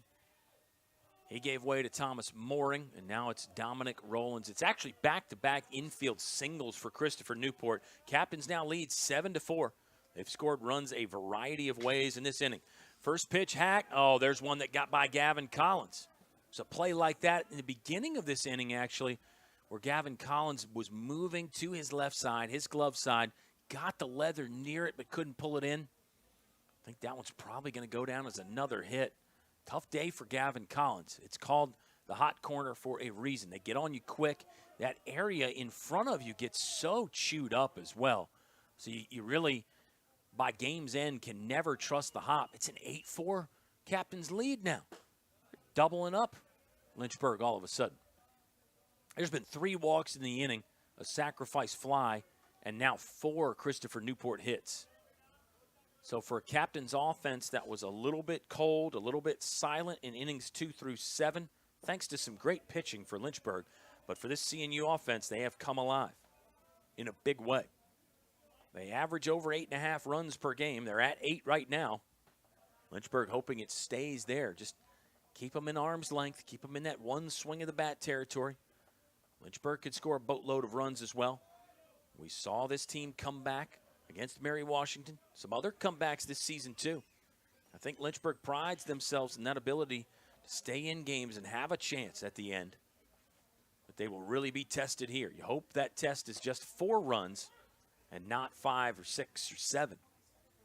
And remember, Lynchburg, from the 4th inning on, Lynchburg got 2 in the 4th. They led this game 4-2. Shenandoah got 1 in the 8th. And Lynchburg did carry that 4-3 advantage into the top of this 9th inning. But everything has changed here. A 5-run half inning for Christopher Newport, and it's not over yet. Full count, runners on at first and second. They'll be on the go here on Dominic Rollins' payoff pitch. Probably got to throw across on anything but the hardest hit ball. Another foul ball from, this is number 3, Justin Lycos. Justin Lycos, I believe. Lycos. 3rd time's a charm there on the pronunciation.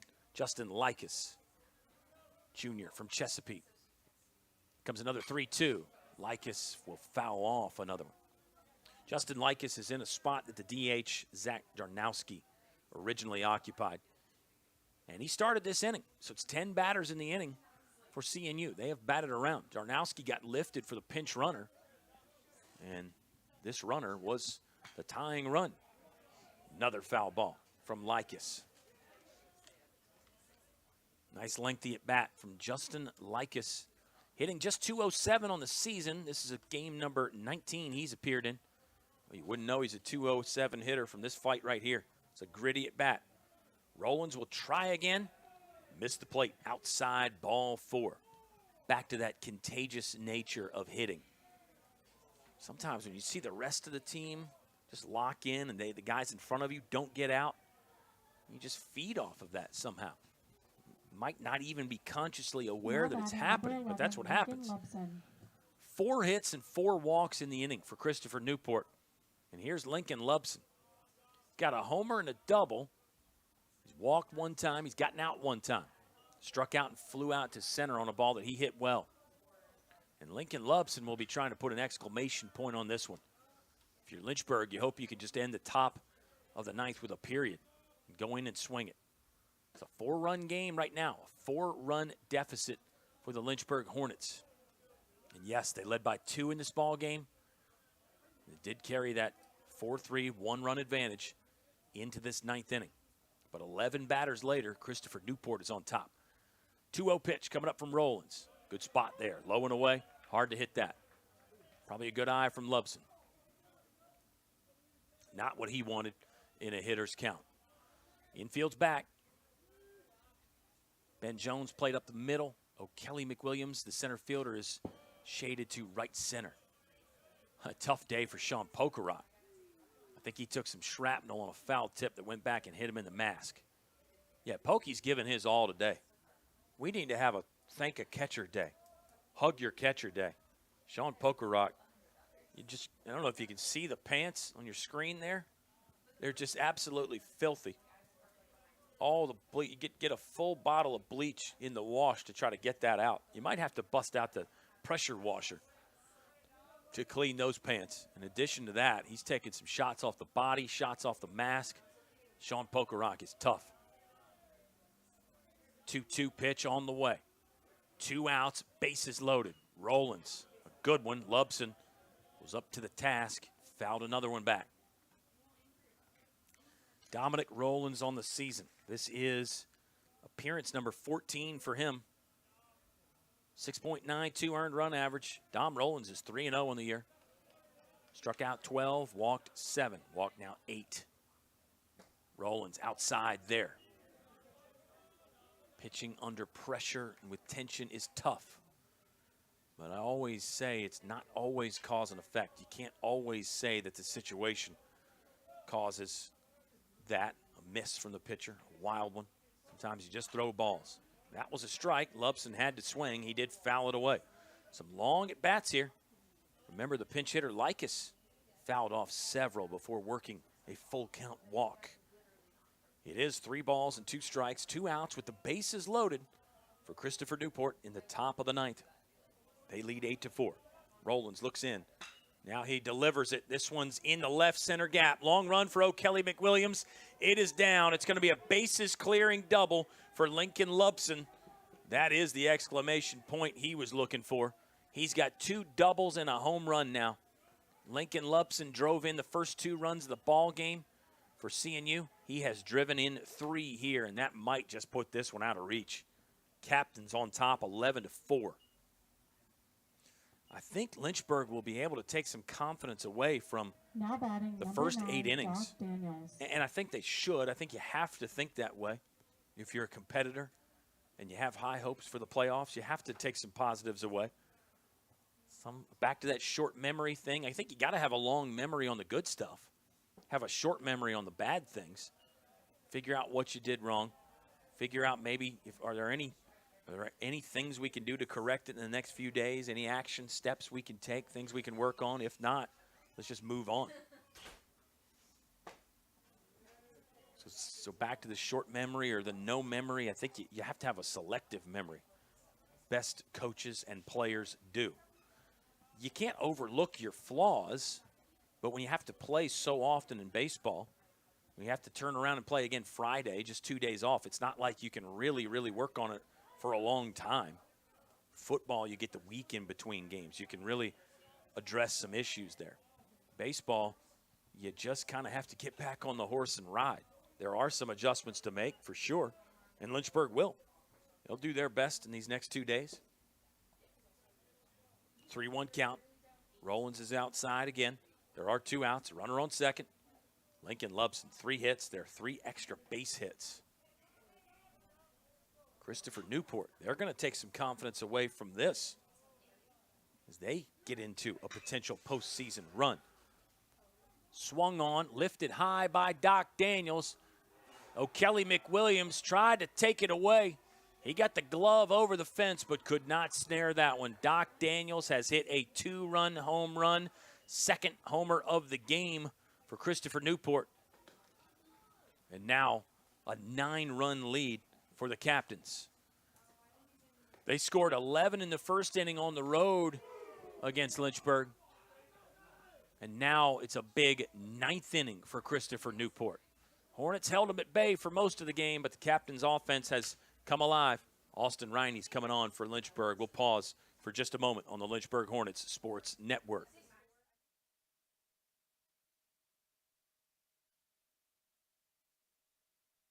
At Lynchburg, we don't fear change.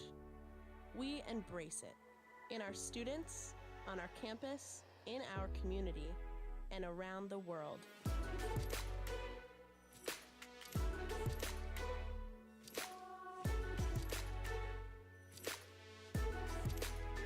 We're building on our legacy of always moving forward. It's the same place with a new name. Welcome to the University of Lynchburg.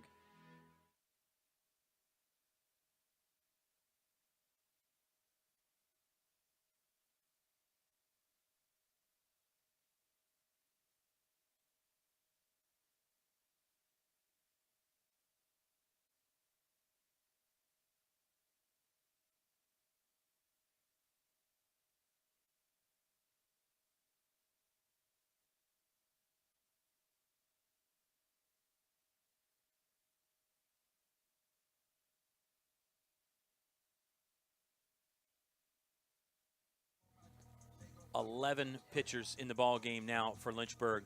4 in this inning. It's an inning that CNU has sent now 13 batters to the plate. 13 hitters have come up for Christopher Newport. It is a 13-4 captain lead. It is a 10-run inning for Christopher Newport. They trailed 4-3 coming into this one. There was an SEC game, I think Georgia was involved, where one of the teams scored 9 in the first inning, and then they ended up getting run ruled 19-9. So college baseball, things happen like that. It's not unheard of by any stretch of the imagination. CNU had the big inning in the first inning. In the initial meeting between these two squads, Christopher Newport won that 22-8. That was on April the 10th. Captains got 11 in the bottom of the first there. This inning, they get 10 in the 9th. And it's not over yet. Austin Riney is on. Austin Riney, the 11th pitcher Lynchburg has used. It's a 1-2 count. This is appearance number 19 for Austin Riney. It's a short one, 4 pitches. He'll get a strikeout, and he gets his team back in the dugout. Lynchburg will need to have a great bottom of the 9th inning. Don't give up on them just yet, though, Hornets fans. We'll come back with the conclusion of this one from Fox Field next on the Lynchburg Hornets Sports Network.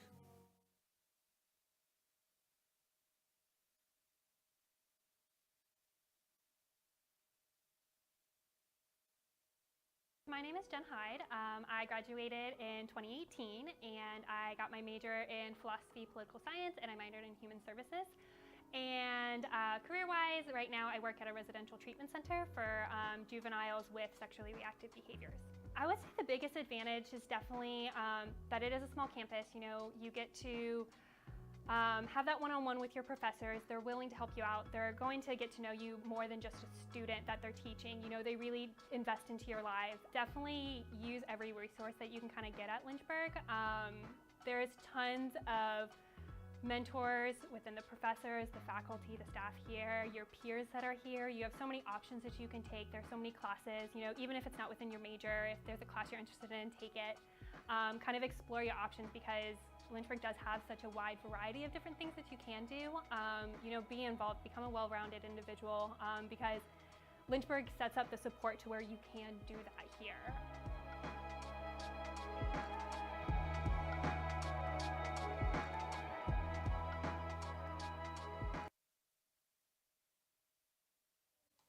Logan Webster leads off the bottom of the 9th for Lynchburg. Hornets led by 1 to begin this inning. They're down by 9. They need 9 to tie, 10 to walk it off. Sounds crazy to even say that, but in the game of college baseball, those things happen. Closer Kyle Lewis is still out there for Christopher Newport. He'll actually be in line for the win. Lewis pitched the 8th inning for the Captains. Walked Gavin Collins. Logan Webster is in the 8th spot in the batting order for Lynchburg. Eddie Gimble began here. Eddie Gimble was 0 for 3, 2 strikeouts. Flew out deep to center field. And this is Logan Webster hitting now with a 1-2 count. Foul one straight back in our direction. If you're Lynchburg, if you're down by a lot, you can't really look at the scoreboard. It's probably human nature. You know what the score is in the back of your mind. But you just got to take it one at bat at a time. Yes, it's cliche, but it's true. That's the thing about a lot of those cliches, right, fans? A lot of them are true. That's why they're cliches. Here we go. Good start from Logan Webster.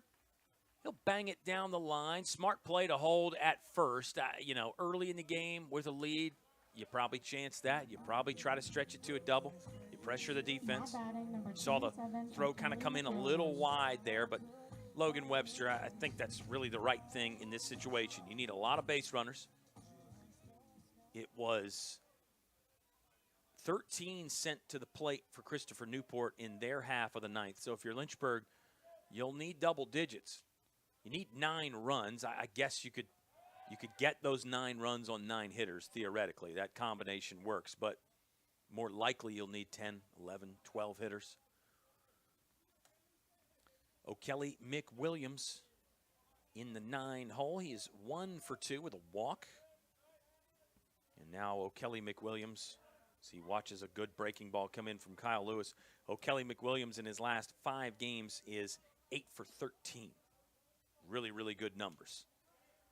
Hopefully he can keep that hot streak going on here if you're a Lynchburg fan. If you're a Captains fan, you hope CNU can get this game done and dusted, put the cherry on top sooner rather than later. We have been talking about the future for both these squads. I think it's a game that both coaching staffs love because of the quality, because you're going to get a game against a really good team every year. So I think we'll see this little home and home series continue for many years to come. Just 2 of the best in Division III baseball right here. CNU is on the road tomorrow at Randolph-Macon. Good test for another ODAC team there, getting ready for tournament play. Yellow Jackets will take on the Captains tomorrow in Ashland. Looks like a 3 p.m. start time there. And then Christopher Newport will wrap up their regular season on Saturday, hosting Salisbury. 2 p.m. first pitch. They get into their conference tournament May 10th. Lynchburg into the conference tournament Friday, as discussed, against Bridgewater. O'Kelly McWilliams couldn't pull the trigger. Kyle Lewis froze him with a hard fastball. Strikeout number 2 for Lewis. Strikeout number 2 of the game for O'Kelly McWilliams. And Lynchburg's down to their final 2 outs. It's Brandon Garcia. Hit safely in his last at bat. Hollywood's been on in 24 straight now. He's looking for multi-hit game number 18. Sophomore Brandon Garcia hitting with Logan Webster on first base. Logan Webster will be taking no chances here. Back to the concept that you need a lot of runners. The lefty, you really might even see Christopher Newport not even hold the runner on. Just put him behind Logan Webster. Let your first baseman cover a little bit more ground over there on the right side. Up and in. Garcia dodges. It's a 1-1 count with 1 out in the bottom of the 9th.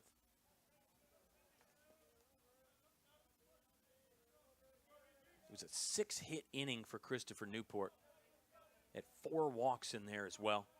They scored 9. And they leave none on. Doc Daniels hit the 2-run home run and then strike out after that. 1 ball, 2 strikes on Brandon Garcia. 1 out here in the bottom of the 9th inning.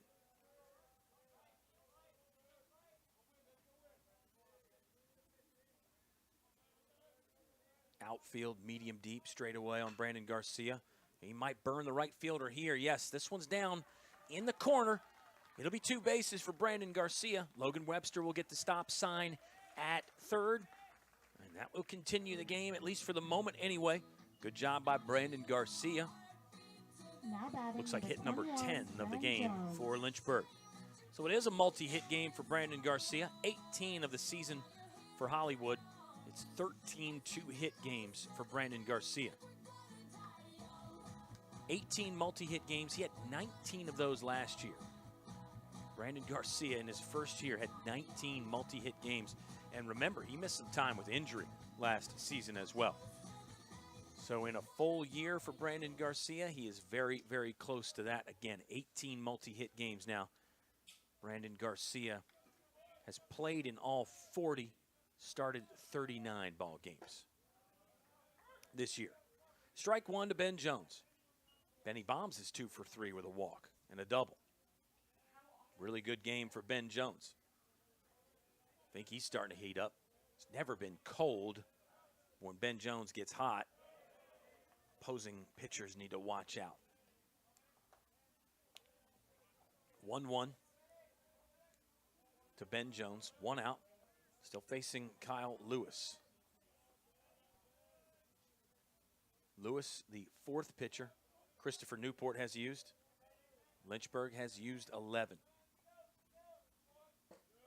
Up and in. Ben Jones takes it. 2 balls, 1 strike with 1 out. Quinn Madden waits on deck. Madden's got a 2-run home run. That was in the first inning. Tied the ball game up. It was back around 3:40 or so. Almost 7 o'clock here. Swing and a miss from Ben Jones on one that was moving low and away out of the hitting zone. Jones looking a little frustrated. He'll step back in, eye the bat. Just the helmet and the belt.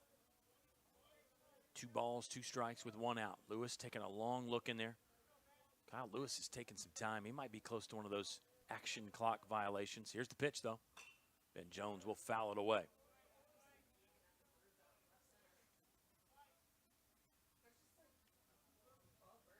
(13-4) is the score. And if you were watching earlier and you're coming back on, that will probably surprise you. A 9-run 9th inning for Christopher Newport. 9 runs. They go from trailing 1 to up 9. A 10-run inning. Had it wrong again. 10 runs in the inning. Down 1, and now up 9. 2 in the first for CNU, 1 in the 8th, 10 in the 9th. Lynchburg got 2 runs in the first and 2 in the 4th. Looking for more here, though. Full count pitch to Ben Jones. Ball 4. Nice take from Ben Jones. Those were close. Last 2 were very close. Lynchburg has taken 5 walks in the game. Ben has 2 of them. 40 walks in the season for Ben Jones.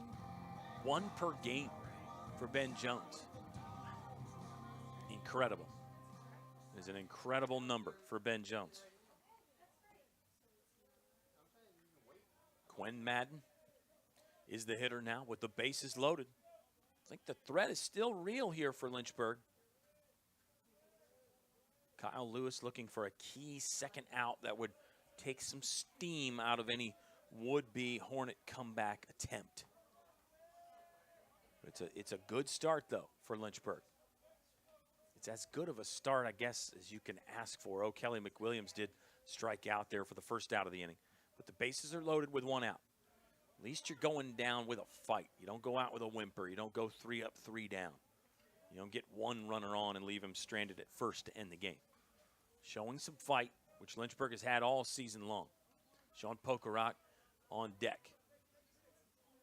Count is even at 1 ball and 1 strike, 1 out with the bases loaded.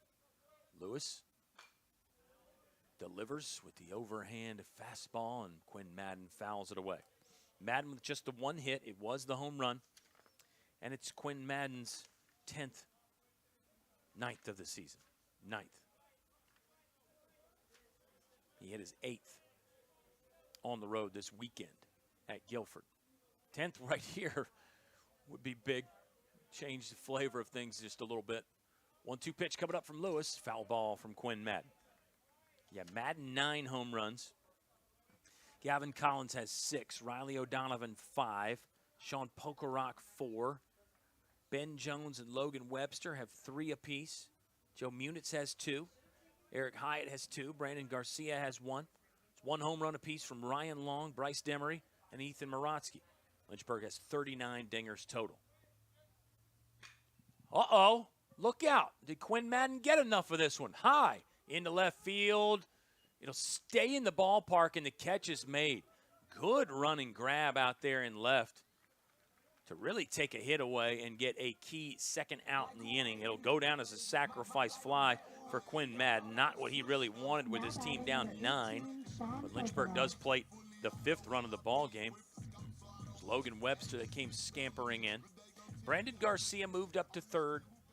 And there's 2 outs with runners at the corners. Sean Pokerock is the hitter. Lynchburg is down to their final out. 13-5 ball game. High heater upstairs, 1-0 count to Sean Pokerock. Pokey is hitless on the day. Did walk in his first plate appearance and reached on a fielder's choice.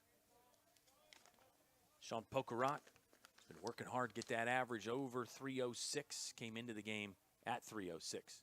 Meant to say he's been working hard to get the average over 300. He did enter the contest at 306.